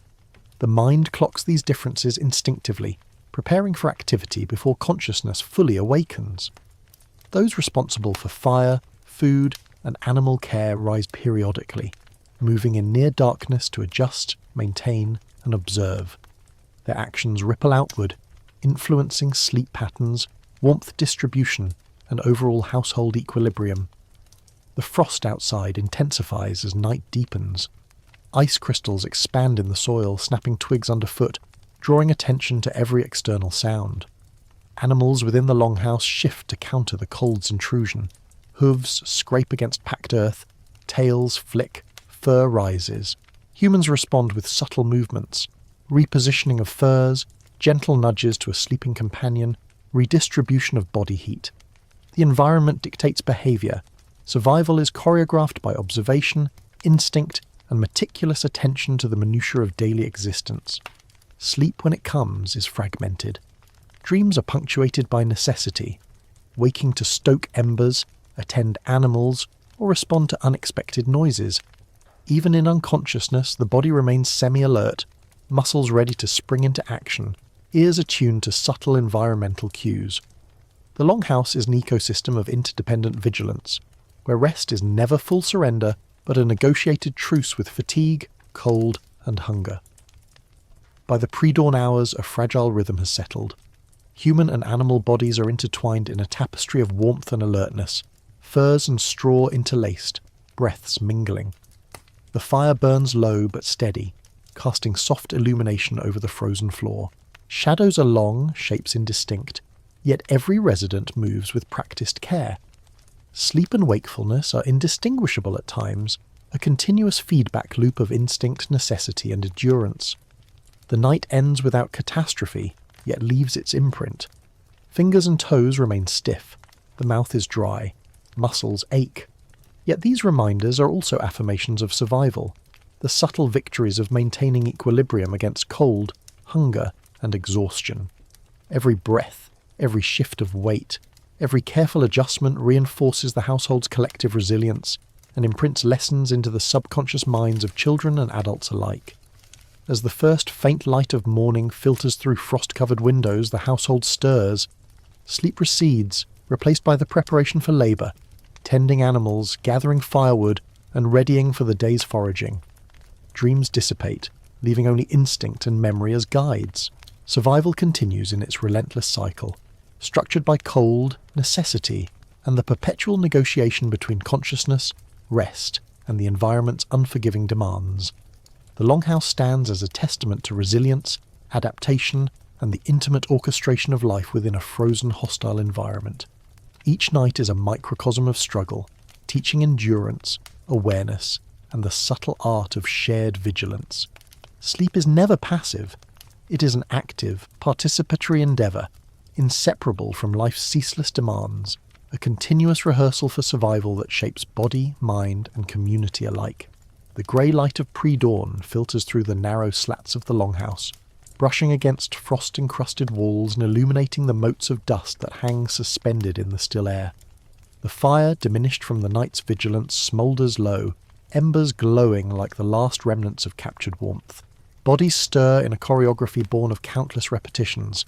A hand shifts to gather a fur, a knee rises to adjust posture, a foot nudges straw to restore insulation.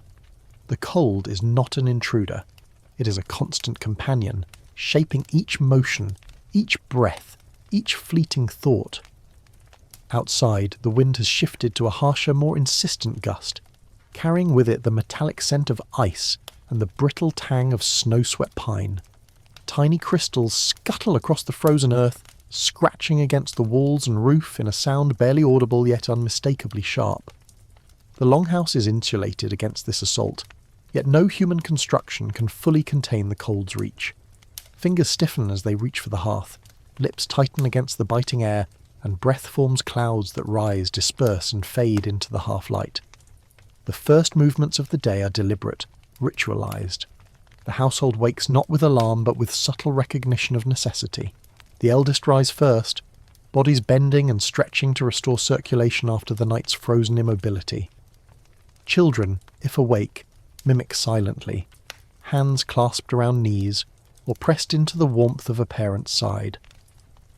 The fire is coaxed back to life with careful attention, tinder arranged, embers fanned, each small spark nurtured into flame with patience and precision. Noise is minimized, the cold amplifies sound, and subtle disturbances carry far in the thin winter air. Food is distributed with economy. Roots, dried meats, and stored grains are apportioned by the most experienced hands, ensuring both sustenance and fairness. A child reaches for a morsel, and an elder's hand rests over theirs, a gentle correction, a subtle guidance born from the knowledge that every bite is part of the larger equation of survival. Conversations are whispered, tactical and brief. Which animals to tend first, which paths are safe for gathering, the rotation of firewood. Every word carries weight, for time and energy are precious, and even sound exacts a cost in this fragile environment. Animals, already awake, contribute to the morning ritual. The lowing of cows, the snort of goats, the cluck of hens, each is a signal, a rhythm that anchors human activity. Those tending the livestock move with practiced efficiency, adjusting warmth in bedding, checking for frostbite, coaxing the animals toward food and water sources. Every motion is a negotiation with the cold, hands bare enough to work yet protected enough to endure, steps firm against slippery earth, voices low to conserve energy. The Longhouse itself seems to breathe, creaking and settling as the fire warms the timbers, as bodies move, as wind presses against the walls. Frost patterns glint in the nascent light, intricate as embroidery, a constant reminder of the environment's beauty and cruelty. Inside, warmth circulates unevenly. Proximity to the fire is coveted, yet sharing is necessary. Elders instruct children in the quiet choreography of survival, curling to conserve heat, pressing against shared furs, distributing body warmth in subtle, learned ways. Each act reinforces communal bonds, each gesture an unspoken covenant of endurance. As the day progresses, the household emerges from the liminal space of night into the laborious demands of survival. Food preparation begins in earnest. Roots scrubbed clean of ice, meats sliced into manageable portions, grains poured and measured. Heat from the hearth is managed carefully. Too much will spoil limited supplies, too little will slow cooking. The cold outside is unrelenting, so each task indoors carries urgency. Even small errors, misjudged fire, dropped food, misallocated warmth, can ripple outward, affecting health and endurance across the household. In parallel, attention turns outward. Paths must be inspected for safety. The risk of predators, hidden crevices of ice and unseen snowdrifts demand constant vigilance. Those sent outside move with deliberate caution, balancing speed against stability. Snow crunches underfoot, ice crackles faintly, wind bites at exposed skin. Hands and faces are protected as best as possible, yet the cold penetrates relentlessly, each movement a negotiation between human resilience and environmental hostility. While survival dominates, ritual persists. Each dawn carries subtle rites, unconscious yet repeated. A nod to elders, a shared gesture of warmth, a silent acknowledgement of the animal's presence. These patterns anchor the household, blending the practical with the psychological. Observing and enacting them is as vital as tending fire or distributing food. They maintain morale, reinforce hierarchy, and provide continuity in a world dictated by chaos and frost. Attention to the minutiae of the environment is constant. Frosted windows reveal shifting winds, subtle shadows suggest approaching predators, and changes in the animal's behaviour indicate danger or opportunity. Humans interpret these signals instinctively. A twitch of an ear, a stiffened tail, a crackling ice patch, all inform decisions before conscious thought intervenes. Survival is a dialogue with nature, conducted in whispers, gestures, and the meticulous management of warmth, food, and movement. Meals are consumed quickly, silently. Each bite is deliberate, the chewing methodical to conserve heat and prevent energy waste. Leftovers are stored with foresight. Nothing is discarded without consideration of future scarcity. Those unable to eat sufficiently are monitored by elders, who adjust rations and ensure equitable distribution. Hunger is persistent, but control and prudence prevent it from becoming debilitating. By mid-morning, patterns have solidified. Some tend the fire and indoor space, some manage animals and supplies, and others venture outward for gathering or scouting. Movement outside is coordinated and purposeful, guided by the rhythms of light, temperature, and wind. Communication is concise. Gestures, shouted commands against the wind, and prearranged signals maintain cohesion while minimizing exposure. The cold remains an omnipresent adversary. Adaptation is constant, awareness unceasing. Children, if present, are integrated into these routines, learning through observation and imitation. They may carry light loads, tend small animals, or assist in fire management under supervision. Their participation is both practical and pedagogical. Each action instills skills and endurance essential for survival. Discipline is gentle but firm, lessons delivered through demonstration rather than verbal instruction. Mistakes are tolerated insofar as they do not imperil the group. Each misstep becomes an opportunity for learning, internalized for future action. By midday, the household functions as a singular organism. Movements are synchronized, responsibilities divided, and awareness distributed. Fire, food, warmth, and vigilance intersect seamlessly. The smouldering embers sustain both animals and humans.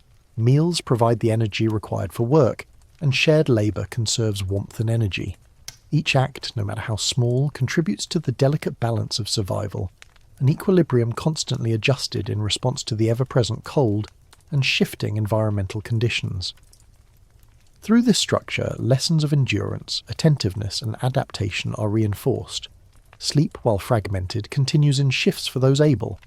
Hunger, while persistent, is managed with strategy. Cold, while relentless, is countered through careful observation, communal cooperation, and learned rituals. Each dawn is both repetition and renewal, a crucible in which human resilience is tested, refined, and strengthened.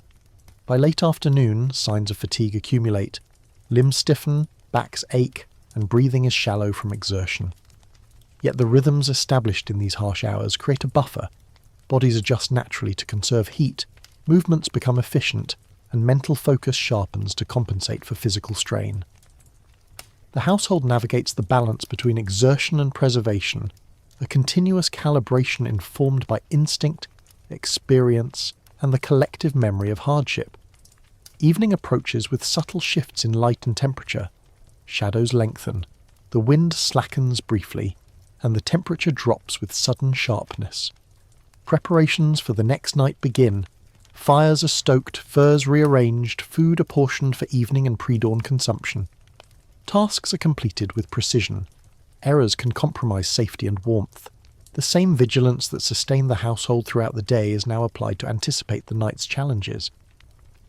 As the longhouse settles, a quiet familiarity returns. Conversations are low, movements are cautious, and the fire's warmth is shared and distributed evenly. The cold outside is relentless, but within, human ingenuity, instinct and collaboration create a buffer, fragile but sufficient. Nightfall will again test endurance, but the rituals of dawn, day, and dusk establish patterns that sustain life through hardship. The longhouse stands as a testament to disciplined adaptation, an intricate interplay of environment, instinct, and communal coordination. Each dawn reinforces the lessons learned, each action strengthens resilience, and each small victory over cold, hunger, and exhaustion consolidates knowledge essential for the cycle of survival to continue. In this place, life is both labour and ritual, a continuous negotiation with nature's harshest elements, where every breath, every movement, and every gesture matters. As dusk settles, the longhouse is bathed in a deepening grey, the waning light filtering through narrow openings and casting elongated shadows across the straw-covered floor. The cold has intensified, the wind outside now carrying sharp, brittle gusts that rattle wooden shutters and whistle through cracks in the walls. Every creak and groan of the structure is amplified in the thinning light, each noise a reminder that the long night ahead will demand vigilance. Human bodies, already fatigued from the day's exertions, stiffen reflexively, senses heightened by anticipation and learned caution.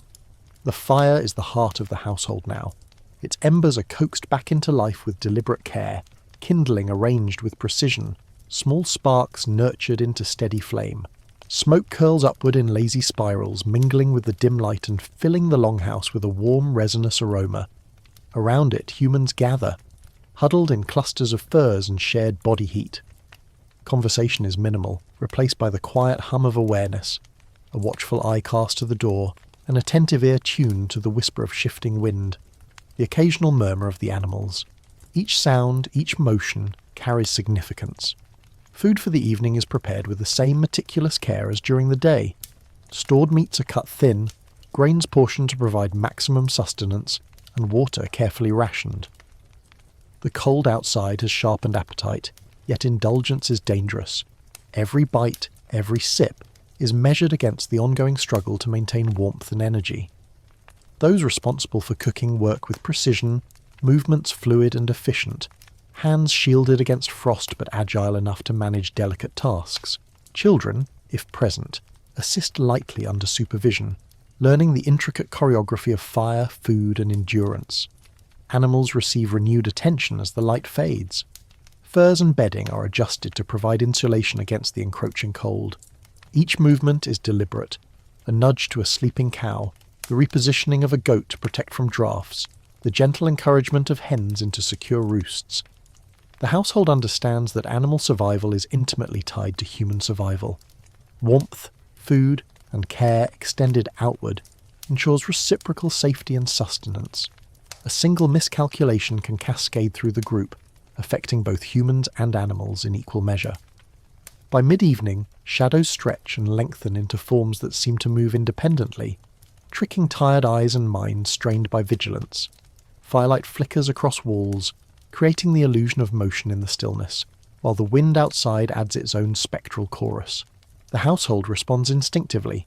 Bodies remain close, movements cautious, voices soft. Sleep is postponed for those able to endure, for the cold is relentless, and the darkness conceals both danger and opportunity. Observance of ritual persists. Each act, feeding animals, tending the fire, distributing furs, follows patterns ingrained through repetition. These rituals are as much psychological as practical. They maintain focus, reinforce communal hierarchy, and provide a framework for action when judgment may be clouded by fatigue and cold. Even in silence, the household communicates through subtle gestures, a hand resting briefly on another's shoulder, an exchange of eye contact, the careful positioning of objects to preserve warmth. Every interaction sustains cohesion, every motion is deliberate, Outside, the landscape is transformed into a monochromatic expanse of frost and shadow. Snow and ice capture the last remnants of light, reflecting them in a cold shimmer that both illuminates and deceives. Footsteps crunch sharply against hardened earth, distant cracks echo across the frozen terrain, and the wind carries distant, indistinct sounds that might be predator or phantom. Humans interpret these signals instinctively, each subtle shift in the environment prompting adjustments in posture, movement, and attention. The Longhouse is not merely shelter, it is a nexus of vigilance, a fortress against both seen and unseen threats. As night deepens, exhaustion intensifies.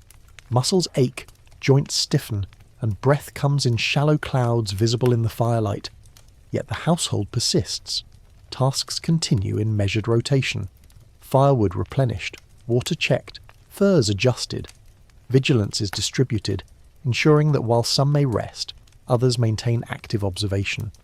Sleep, when taken, is fragmented and strategic, allowing for rapid response to disturbances. Fatigue is acknowledged but tempered by the knowledge that survival depends on constant awareness and adaptability. The household's interior becomes a landscape of subtle activity. Shadows twist across walls as embers crackle and glow, hands move quietly to adjust bedding or tend the fire, and eyes flick between tasks, animals, and doorways.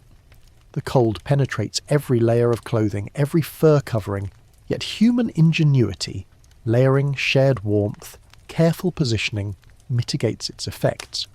Each decision is informed by experience and anticipation. A slight adjustment of a blanket, a repositioning of a log in the fire, a subtle shift in posture to maintain circulation.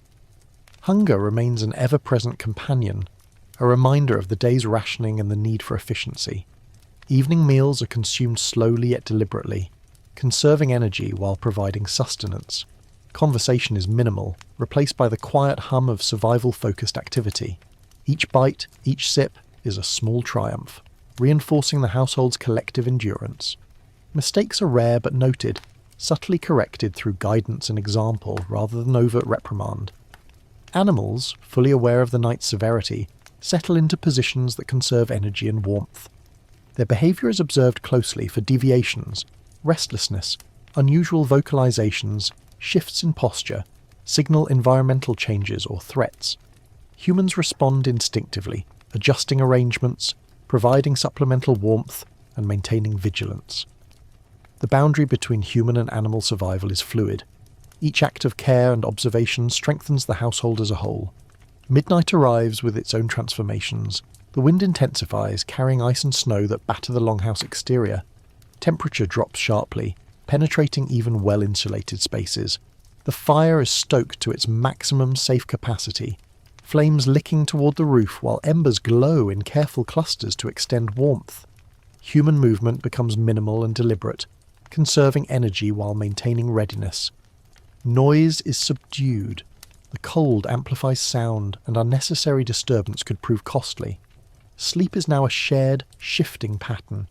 Some lie in deep rest near the fire, while others maintain a careful watch, eyes scanning the faint glimmer of light at the door or through narrow gaps in the walls.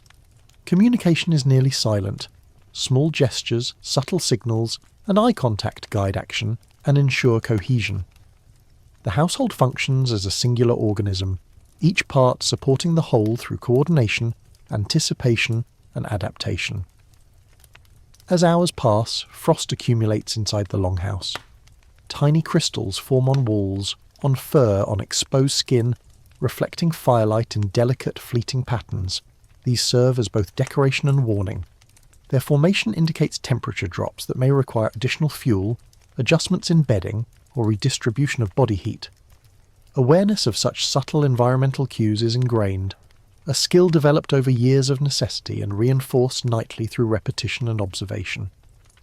Near the end of the long night, the household has established a rhythm of survival. Fatigue is ever present but managed, the cold mitigated through careful coordination, and vigilance maintained through rotation and silent communication. The fire continues to provide light and warmth, the animals are secure, and the collective human presence asserts a fragile dominion over the harsh frozen environment outside. Each dawn promises repetition, endurance, and the continued exercise of skill, instinct, and cooperation.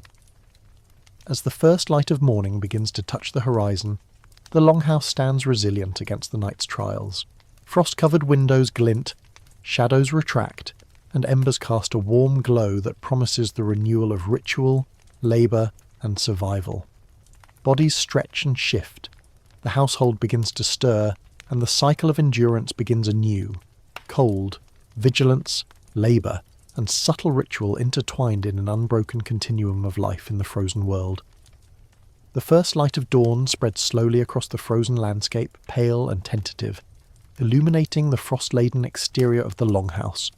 Shadows cast by the low-hanging sun stretch in jagged lines across the uneven ground, catching in the frozen tufts of grass and the irregular surfaces of rocks and wooden stakes.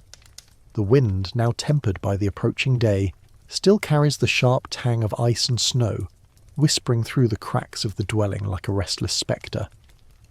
The household, already awake in varying degrees, begins its coordinated movement, each member responding instinctively to the rhythm of survival.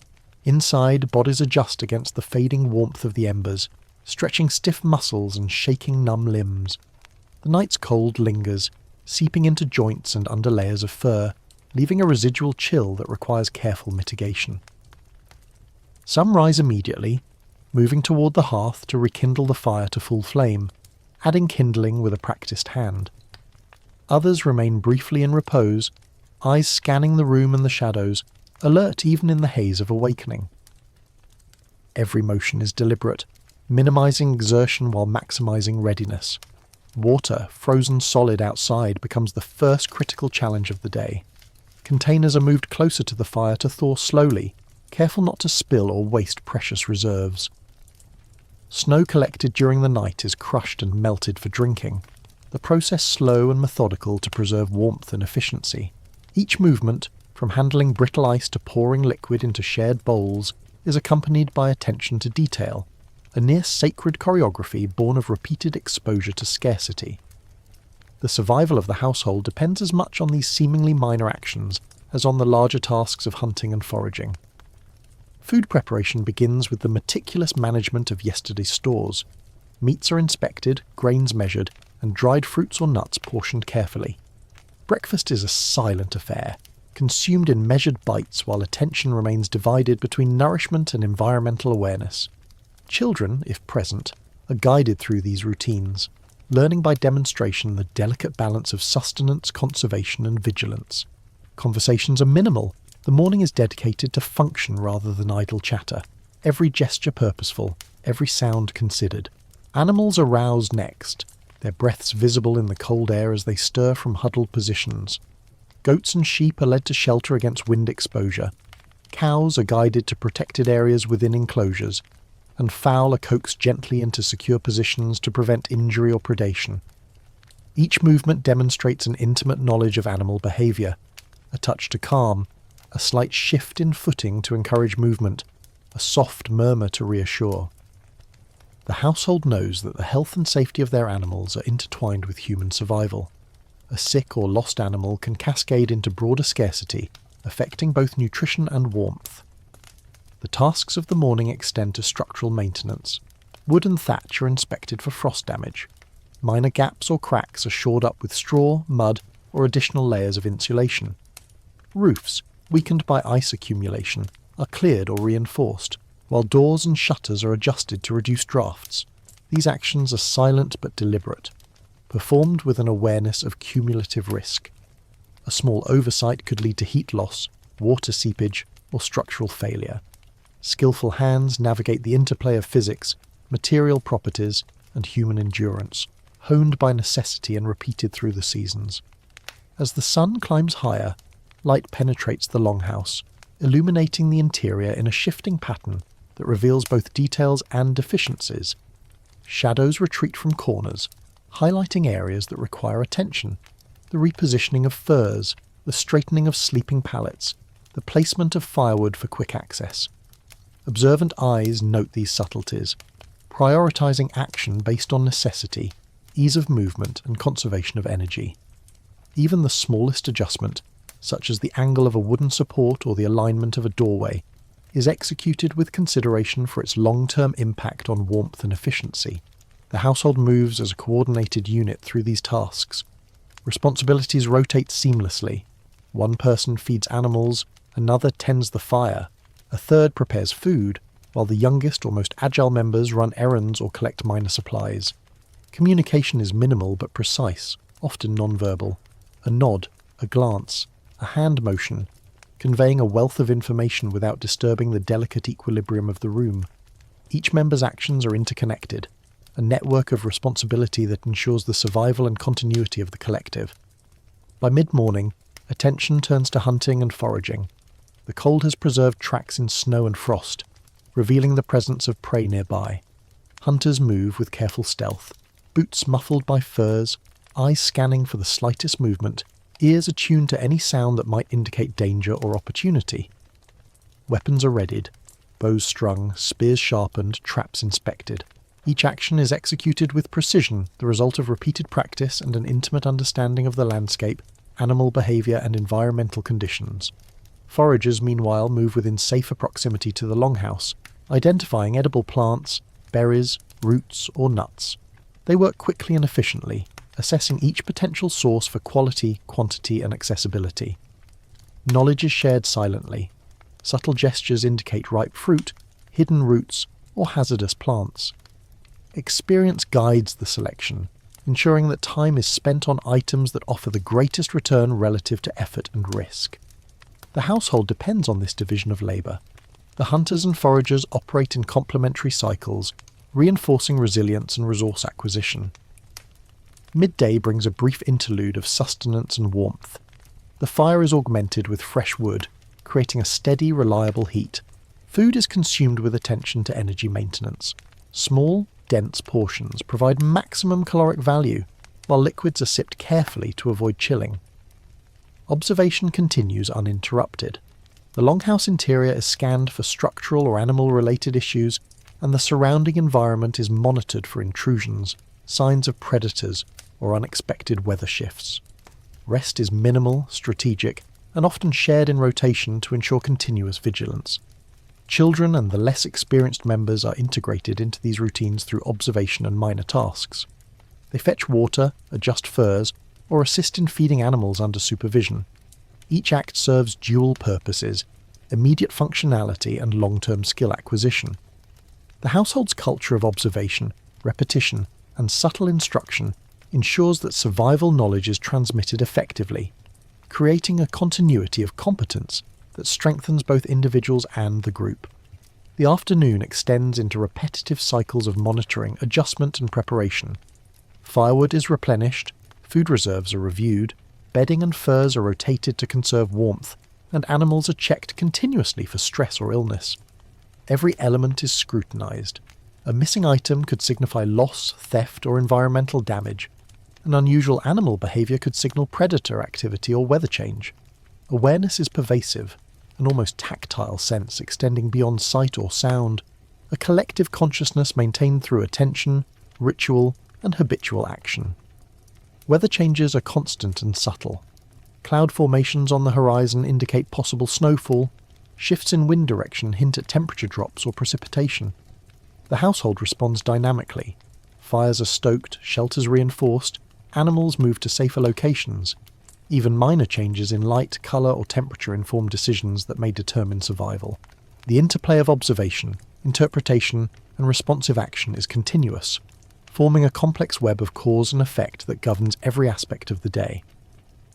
As dusk approaches once more, the cycle begins to mirror the previous night. Shadows lengthen, cold deepens, and the fire becomes central once again. Tasks that were paused during daylight, feeding, structural adjustments, animal care, resume with renewed intensity. Fatigue weighs more heavily, muscles stiffened by repeated exertion, yet focus remains sharp, guided by routine, necessity, and the instinctual understanding that lapse equals risk. Evening brings subtle rituals that reinforce psychological stability. Meals are shared in measured portions, minor ceremonies of preparation or consumption marking the transition from labour to rest. Furs and bedding are carefully arranged, doors and shutters secured, animals inspected and settled. Each action, though routine, carries significance. It reasserts control over the environment, reinforces communal hierarchy, and strengthens the sense of order within the chaos of an unpredictable world. Nightfall sees the household consolidate once more around the hearth. Embers glow, shadows dance across walls, and a quiet vigilance settles in. The long watch begins again, bodies alternating between sleep and alertness, hands adjusting furs or embers, eyes scanning the darkened interior and exterior. The cycle of endurance continues. Observation, care, preparation, and subtle ritual interwoven into a seamless pattern of survival. As the hours stretch, the household's resilience is tested yet again. External sounds, the scrape of branches, distant animal calls, the whisper of shifting snow, prompt instant calibrated responses. Internally, minor injuries, fatigue, and hunger are managed through collective action, shared warmth, and the careful distribution of resources. Every decision, every movement is deliberate, reinforcing the delicate balance between human persistence and environmental challenge. By the end of the long night, the household has endured another full cycle of cold, observation, labour, and vigilance. Each member is physically taxed, mentally alert, and intricately connected to the others through shared responsibility and survival knowledge. The dawn to come promises the renewal of this pattern, a perpetual negotiation between human endurance, environmental severity, and the unrelenting rhythm of the frozen world. The horizon glows faintly as the first fragile rays of sunlight creep over the icy treetops and frozen plains, illuminating the frost that clings to every surface in silver-white filigree. The wind carries a biting edge, sharpened by the night, and it stirs the long grasses and loose snow into gentle, ghostly swirls.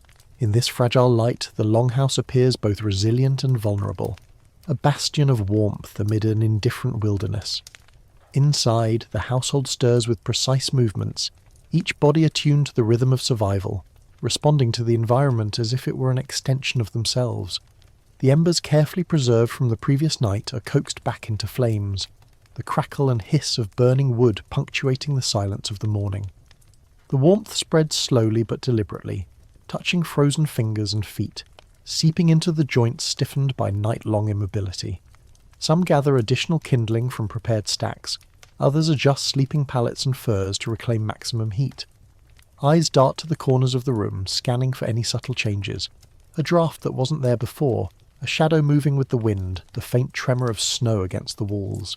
Each observation informs immediate adjustments, an instinctual negotiation with risk and comfort. Outside, tracks in the snow are inspected with care. Hunters note the prints of deer, elk, or hare, their spacing and depth revealing not only size but speed, direction, and potential vulnerability. Each step taken is a calculation of reward versus energy expenditure. The slightest misjudgment could result in wasted effort, or, worse, exposure to predators. Those who venture beyond the safety of the compound do so with practiced stealth, boots muffled by furs, bodies low, weapons ready. Bows are strung, spears sharpened, and knives readied, all handled with the intimacy of hands accustomed to their balance and weight. Meanwhile, foragers move through sheltered paths closer to the longhouse, eyes scanning for edible vegetation beneath the snow or ice. They assess the quality, ripeness, and accessibility of each potential resource, discarding any that might waste precious energy or pose a risk if ingested. Communication among them is almost imperceptible. A slight tilt of the head, a finger pointing toward hidden roots, a shared glance signalling a promising find. Their efficiency is born of necessity. Time spent outside must yield maximum benefit with minimum danger. Back within the longhouse, those who remain focus on the continuity of domestic systems. Firewood is rotated, ensuring it is dry and ready for sustained burning. Water, now partially thawed, is rationed carefully, portions measured to balance immediate hydration needs with future survival. Meals are prepared using minimal heat loss, conserving both fuel and warmth. Food is consumed strategically, with dense, high-calorie bites designed to maintain energy reserves throughout the day. Even in these mundane acts, awareness is omnipresent. The body's response to cold, hunger, and fatigue is monitored continuously, and adjustments are made as needed. Animals are central to this equilibrium. Cows, goats, sheep, and fowl are guided to areas of shelter where wind exposure is minimized. Snow accumulation is less severe, and predators are deterred. Their movements are observed, body language noted, and subtle behavioural changes recorded.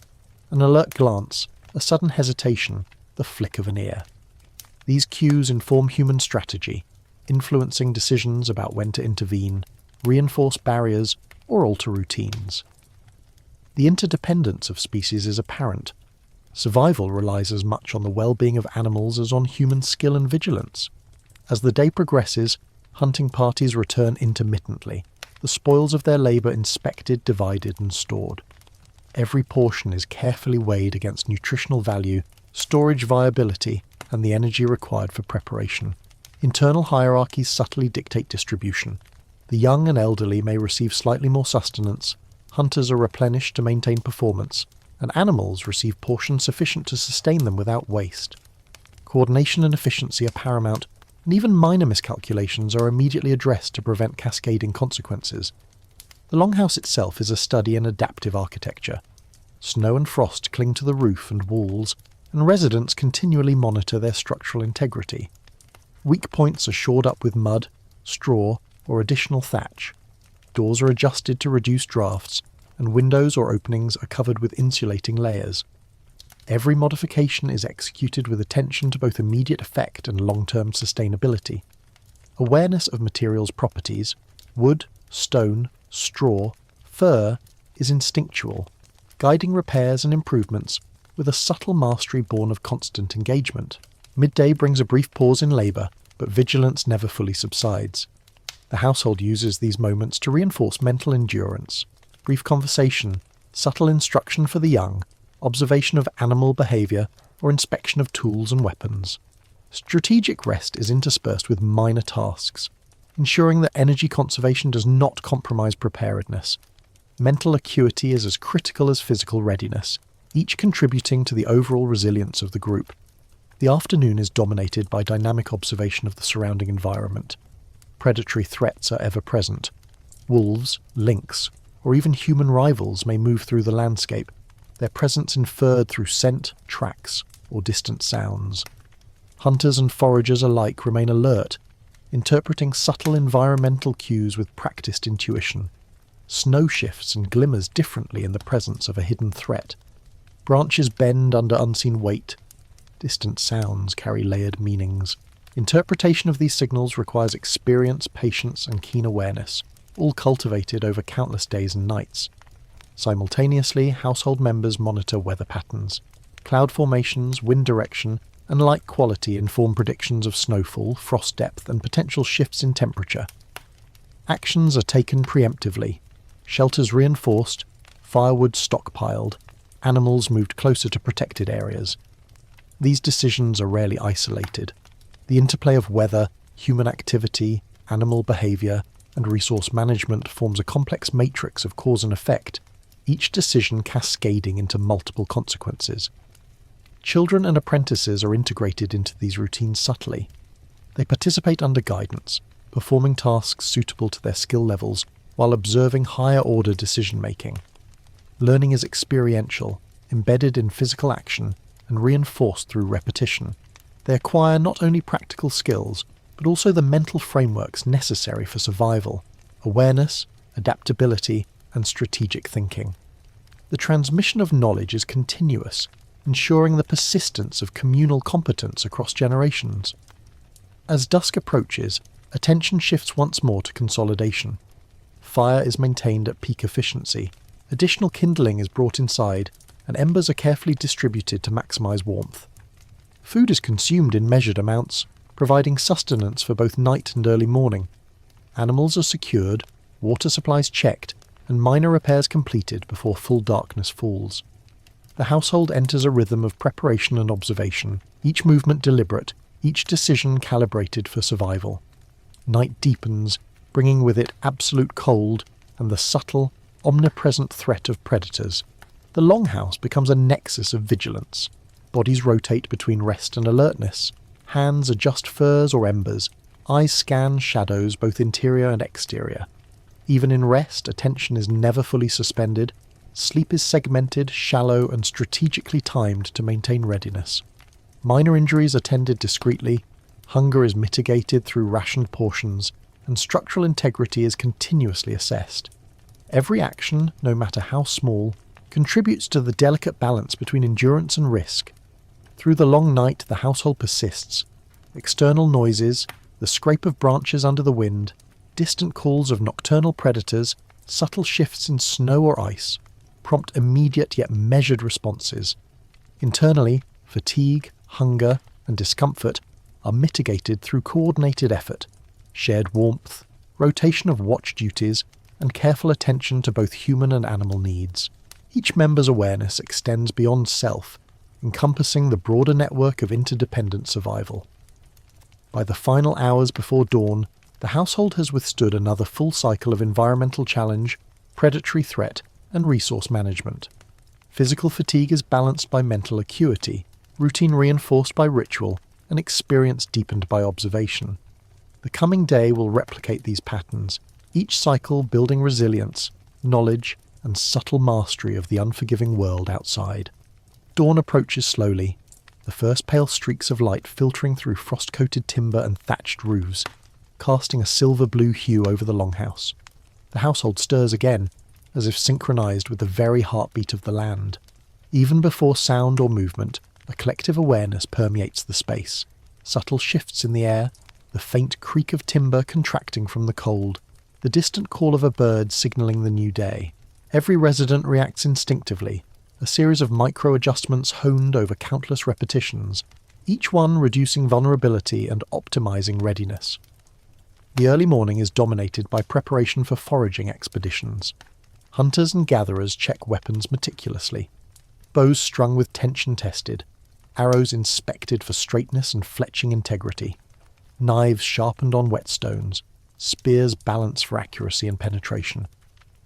Every tool is a physical extension of the human body, and their condition is scrutinized with almost reverential care. Beyond mechanical function, attention is paid to ergonomics, grip, weight distribution, and ease of access, all contributing to effectiveness under pressure. Furs and clothing are adjusted to maximize insulation while permitting freedom of movement. Layers are added strategically. Inner garments retain body heat, outer coverings deflect wind and moisture. Boots are treated with a mixture of fat and ash to increase durability and water resistance, while gloves and hoods are fitted to allow dexterity without exposing skin. Even minor details, folding of fabric, overlap of seams, securing of straps, are observed and perfected, as these decisions directly affect performance in sub-zero temperatures. Meanwhile, observation of the environment is continuous. Snow patterns, ice formation, and cloud movement are read with precision. The sound of distant waterfalls or shifting ice indicates potential hazards or opportunities. Animal tracks, fresh or aged, reveal the passage of prey or predators. Patterns are compared with memory of prior days. How did the wind affect the snow cover? Which routes did the deer take yesterday? Where did the wolves hunt? Each observation is stored, mentally catalogued, and used to predict imminent conditions. Children and apprentices are gradually involved in low-risk tasks under supervision. They carry small bundles of firewood, help adjust furs, or accompany elders on brief patrols around the perimeter of the longhouse. Instruction is subtle, conveyed through example rather than explicit explanation. The younger members absorb rhythm, strategy, and method, internalizing knowledge that will serve them in the future. Mistakes are corrected immediately but gently, ensuring learning without undermining confidence. Food preparation is simultaneous. Portions are measured and rationed according to activity plans for the day. High-energy items are allocated to hunters, protein-dense rations to those performing manual labour, and small servings to younger or less active members. Preservation techniques are employed. Meats are wrapped in thick hides, grains stored in cool corners, and dried fruits kept in insulated pouches. All activity is carried out with minimal waste, maximising caloric efficiency relative to effort expended. Beyond the immediate household, a web of external relationships is acknowledged. Neighbours or distant kin may provide trade or information. Signals, smoke, flags, animal movements are interpreted for safety or opportunity. Awareness of social dynamics complements environmental vigilance. One must not only survive against nature, but also navigate human interactions with the same precision and patience.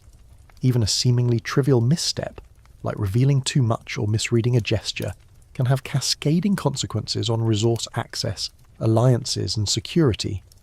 Hunting parties depart mid-morning, moving with measured stealth. The crunch of snow under boots is minimized by careful gait, weight distribution, and selection of older, crusted snow patches. Group formation balances coverage with protection. A wider spread increases detection of prey and hazards, but reduces mutual defense. Observation of the land continues during movement, the direction of smoke, the location of shadowed hollows, the glint of ice over water, each providing subtle clues. Tracking prey involves constant analysis. Snow prints reveal size, speed, and recentness. Bent branches, displaced rocks, or disturbed underbrush indicate direction and behavior. Hunters constantly adjust, recalibrating paths, pace, and strategy in real time. They must anticipate reactions of the prey, when it will stop, where it will attempt to hide, how it will respond to a noise or movement. Each decision is informed by prior knowledge, instinct, and careful observation. Success depends not on force but on insight, patience, and adaptability. Meanwhile, foragers search areas closer to the longhouse. They probe beneath snow for edible roots, scrape bark for medicinal properties, and collect seeds or nuts carefully, ensuring the plant is not entirely stripped to allow future growth. They navigate subtle terrain changes, slight depressions indicating frozen water, hard-packed snow signalling travel paths, and areas of dense ice suggesting potential injury risk. Tools are used delicately, small knives, probes, and scrapers, but with sufficient force to extract resources without waste or damage. Back at the longhouse, those who remain manage storage, shelter integrity, and the health of animals. Livestock are guided to optimal microclimates, sheltered against wind, near warmth but not too close to smoke, away from potential predators. Subtle behavioural cues are monitored, changes in eating habits, agitation, or clustering. Each observation informs daily adjustments, shifting hay, reinforcing fencing, or modifying feeding schedules. Maintaining balance in the animal population ensures long-term sustainability of the household. Weather observation is continuous. Clouds are scrutinised for signs of snow or wind direction measured by smoke drift or subtle shifts in frost patterns, and temperature changes inferred from ice formation on surfaces. Preemptive action is taken, adding insulation, increasing firewood stores, or adjusting hunting and foraging plans. Anticipation mitigates risk. Waiting for reaction is often too late. The household lives not only in the present, but also in the near future, projecting needs, threats, and opportunities with careful analysis. Midday brings intermittent returns of hunting or scouting parties. The arrival is announced not by noise but by subtle cues, a shift in the wind carrying the scent of smoke, the faint crunch of boots, or shadows crossing the snow. The spoils are quickly inspected, size, freshness, and quality recorded. Portions are allocated, and preservation measures immediately enacted. Decisions are made collaboratively but efficiently. Each member understands priorities and consequences. Efficiency is a constant theme, balancing speed, accuracy, and safety.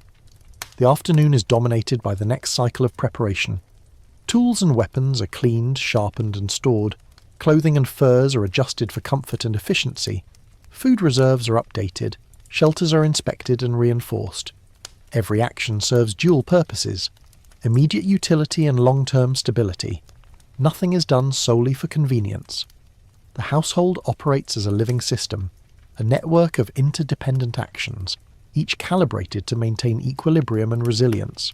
Evening approaches, and activity shifts toward consolidation. Firewood is distributed evenly, embers stoked to last through the night. Food portions are measured and consumed carefully, balancing immediate energy needs with rationing for the following morning. Animal care continues with feeding, inspection, and shelter adjustments. The household rotates watch duties, ensuring vigilance remains constant even as fatigue sets in. Sleep is brief and intermittent, a strategic trade-off against safety and environmental awareness. Night deepens, with shadows stretching long across snow and timber.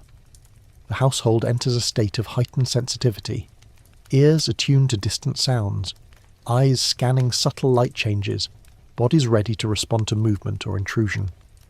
Even the quietest sound, a branch snapping under weight, snow sliding from a roof, the faint exhalation of an animal elicits immediate awareness and response. Survival depends on these micro-responses, a continuous negotiation with environment, predator, and circumstance.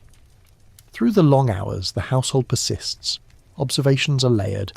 Behavioural patterns of prey, subtle weather shifts, signs of human or animal intrusions, and internal physiological cues. Each member contributes to the collective awareness, a mental network expanding beyond individual perception. Fatigue is managed with rotation, nourishment, and micro-rests. Small victories, detecting a predator early, preserving a portion of food, maintaining warmth, accumulate, reinforcing resilience. As the first streaks of light herald the approaching dawn, the household is ready. Structures reinforced, food reserves maintained, animals secure, and human minds alert. The group has navigated another cycle of environmental challenge. Knowledge has deepened, strategy honed, and experience reinforced. They survive not through brute strength alone, but through anticipation, observation, adaptation, and collective coordination. The world outside remains indifferent, but within the Longhouse, a fragile mastery has been asserted, a continuous dance between survival and environment, risk and reward, vigilance and rest. The next day begins with a cadence already familiar yet never predictable.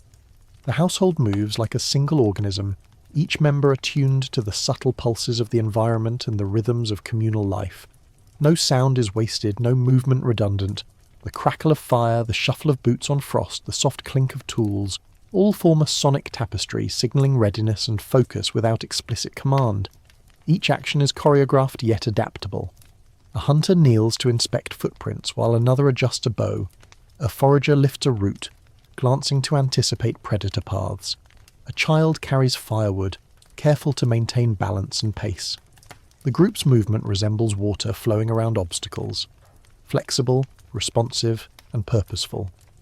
The human body has become both instrument and interpreter of the landscape, translating visual and tactile information into coordinated responses. Attention is directed simultaneously to micro and macro elements. Close observation identifies minor hazards, ice forming on a rock, a weak branch, a frostbitten patch of grass. Farther away, broader patterns are assessed. Smoke rising from distant slopes, cloud formations suggesting snow, animal movement across open terrain. This dual awareness informs split-second decisions: where to step, when to advance, which route to take, when to pause. Each decision is grounded in experience, observation, and instinct sharpened over countless iterations. Hunting requires nuanced communication. Nonverbal cues, eye contact, slight hand gestures, subtle shifts in posture, replace words to maintain stealth. Awareness of personal space, angle, and positioning ensures minimal detection by prey.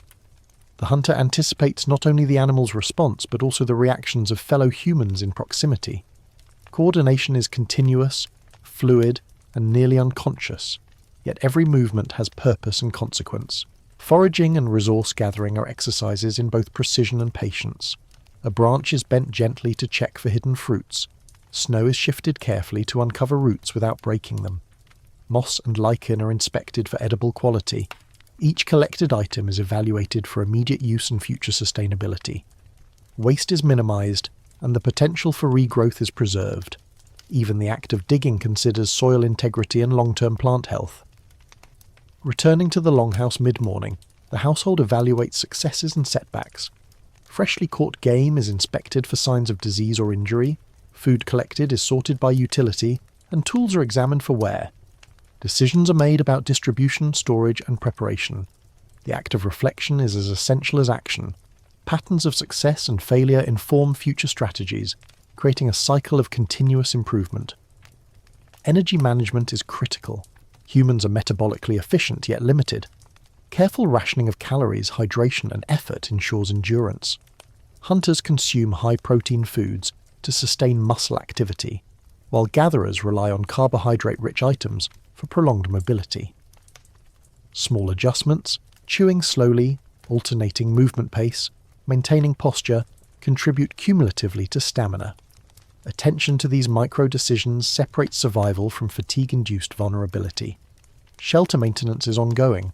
Roofs are inspected for sagging, walls for gaps, and insulation for efficiency. Snow accumulation is monitored, cleared, or reinforced as needed. The household balances the need for warmth against ventilation, understanding that air circulation prevents respiratory stress while maintaining heat. Minor repairs are undertaken immediately. Procrastination carries risks magnified by weather volatility. Observation extends to animal behaviour. Domesticated livestock are monitored for stress, hunger or illness. Wild animals are tracked for seasonal patterns, proximity and potential threat. Subtle cues, ear flicks, shifts in posture, vocalizations, are interpreted with trained sensitivity. Each observation informs action, shifting a grazing location, adjusting shelter, or redirecting human movement to avoid conflict.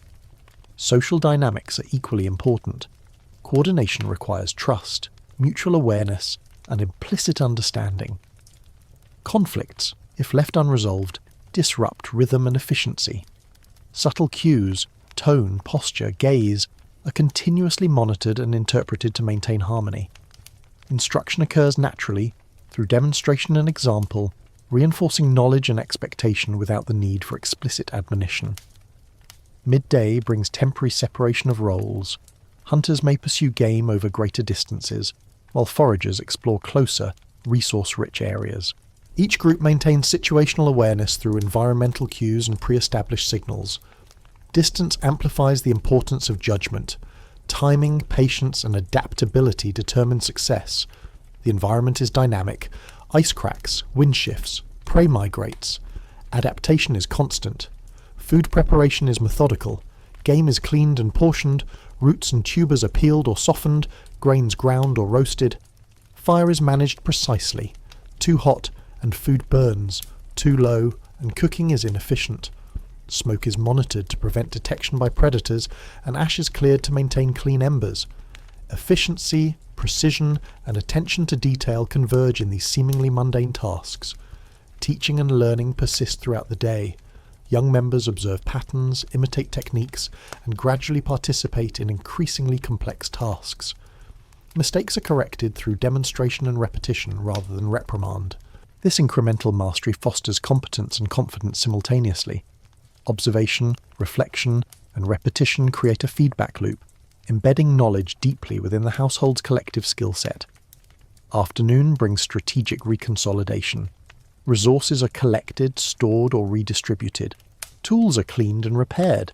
Animal shelters are inspected, and schedules for the next cycle are reviewed.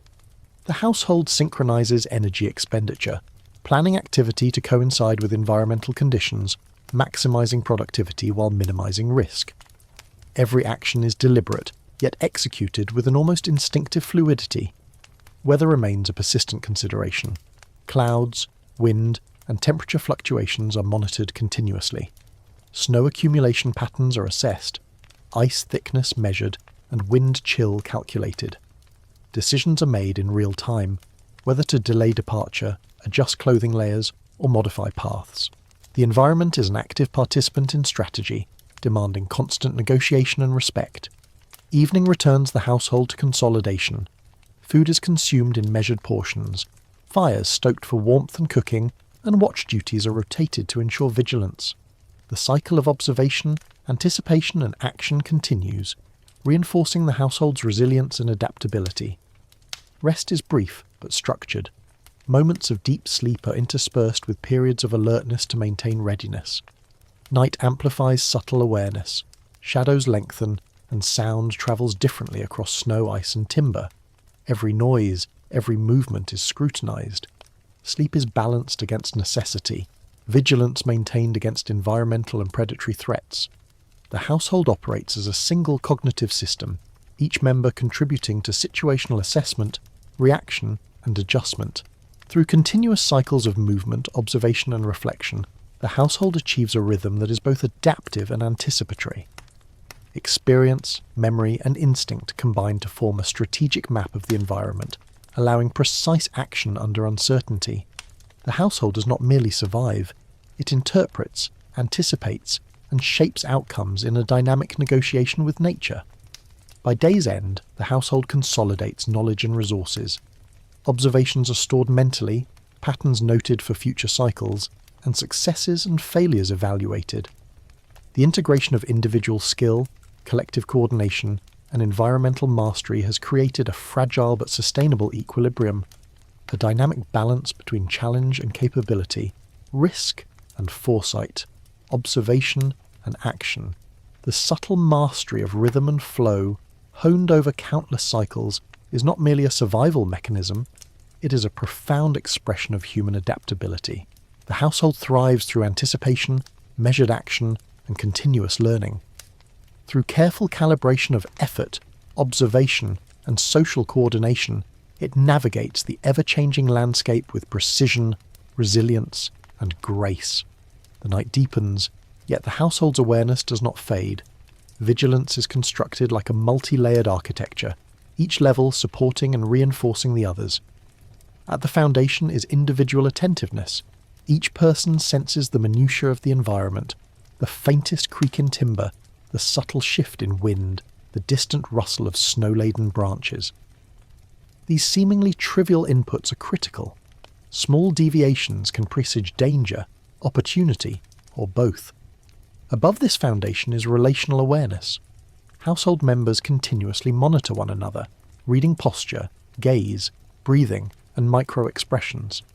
A shift in stance, a hesitation, a whispered movement can convey intention or concern more clearly than words. Coordination relies on this subtle, almost unconscious interplay. Signals are sent and received, decoded and acted upon, forming a network of anticipatory behaviour. The next layer is environmental pattern recognition. Movement of animals, cloud formations, snowfall, and the temperature gradient across open terrain are interpreted and predicted. These patterns inform tactical decisions: when to move, when to hold, which path to follow, how to allocate resources, and when to intervene. Knowledge of the landscape is not static. It is a living map continuously updated through observation, reflection, and experience.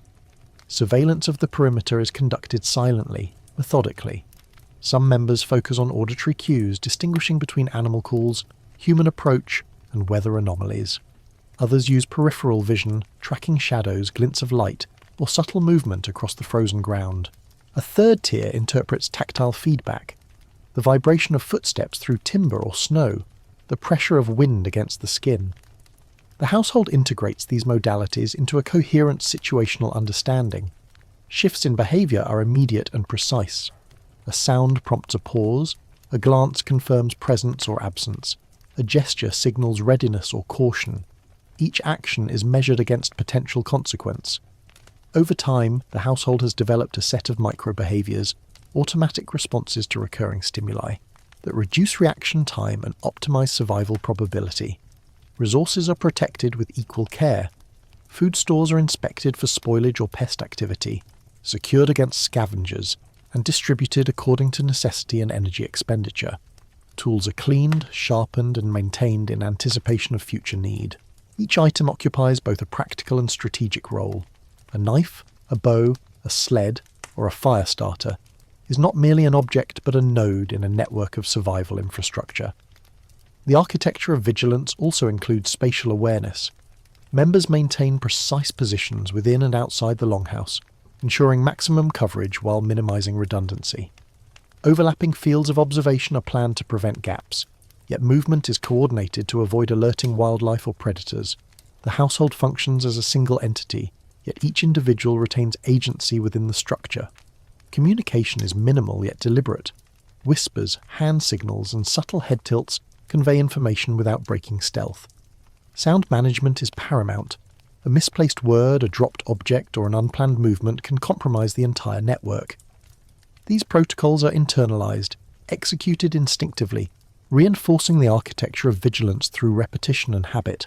Training occurs continuously, even in routine tasks. Younger members observe older ones performing inspections, adjusting equipment, or scanning terrain. Mistakes are corrected through demonstration, not admonition. Experience accumulates incrementally, embedding knowledge into muscle memory and perceptual intuition. This layered education ensures that vigilance is distributed, redundant, and resilient. The temporal aspect of vigilance is equally critical. Night progresses, yet energy expenditure is regulated carefully. Intervals of focused attention alternate with brief periods of recovery. These microcycles balance alertness against fatigue, ensuring sustained performance. Timing also synchronizes with environmental cues. Animal activity, temperature shifts, and wind patterns guide periods of heightened scrutiny. Anticipation of danger is proactive, not reactive. The household constructs potential scenarios mentally. What would happen if a predator approached from a particular direction? How would snow accumulation alter movement paths? Which route offers safety, speed, and cover? These simulations occur rapidly and continuously, enabling preemptive action rather than delayed reaction. Risk management extends beyond immediate threats. Long-term planning considers the durability of shelters, seasonal weather cycles, availability of resources, and health of the members. Contingency measures are in place for illness, injury, or unexpected environmental shifts. The household treats every day as both tactical and strategic, blending immediate responsiveness with foresight. Even within moments of rest, vigilance is layered. Sleep cycles are staggered. Some members remain semi-alert while others recover. Positioning during rest ensures rapid response. Sleeping locations are selected to maximize sensory input and minimize exposure.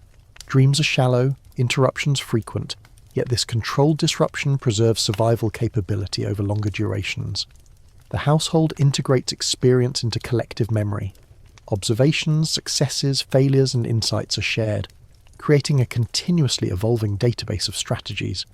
This knowledge informs decisions in real time, which paths to take, how to allocate energy, when to hunt, when to forage, how to respond to weather shifts. Each action is informed by accumulated intelligence, not only instinct. Environmental cues dictate activity cycles. Frost patterns, moon phases, cloud movement, and wind direction guide timing for travel, foraging, and hunting.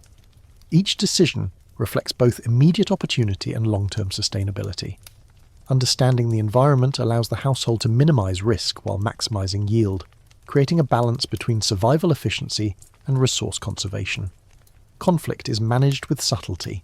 In high-stress conditions, disagreements could undermine cohesion. Non-verbal negotiation, micro-adjustments in posture, and empathetic reading of intent prevent escalation. Leadership is dynamic, distributed according to expertise, situational awareness, and contextual need. Authority is recognized implicitly, reinforced through competence rather than assertion. Social bonds are reinforced continuously. Shared tasks, communal meals, and mutual care cultivate trust. Members understand each other's strengths, weaknesses, preferences, and limits. This intimate knowledge allows precise coordination and reduces the need for explicit instruction. Actions are complementary, synchronized, and mutually supportive, reflecting a deeply integrated social system. Observation extends to psychological cues as well. Anxiety, fatigue, and distraction are monitored, and adjustments are made accordingly. Tasks may be reassigned, rest periods extended, or positions altered. The household functions as a living network, where awareness includes not only environmental and logistical factors, but also human factors. By midnight, the architecture of vigilance reaches peak integration. Sensory input, experience, social coordination, environmental understanding, and strategic foresight converge into a seamless operational system. Every action, reaction, and anticipation is part of a coherent framework designed to preserve life, optimize efficiency, and maintain resilience under unpredictable conditions. In this system, vigilance is not a static alertness, but a dynamic, multi-layered intelligence. It integrates perception, cognition, emotion, and action into an ongoing, adaptive response to the environment. The household does not simply react, it interprets, predicts, and preempts, functioning as both individual and collective consciousness. Through disciplined practice, careful observation, and continuous adaptation, the household transforms vigilance from a necessity into a skillful art. It becomes a rhythm, a flow, and a structure, a living architecture that protects, guides, and enables. This mastery allows the household to navigate uncertainty with precision, resilience, and foresight, achieving an extraordinary balance between awareness, action, and endurance.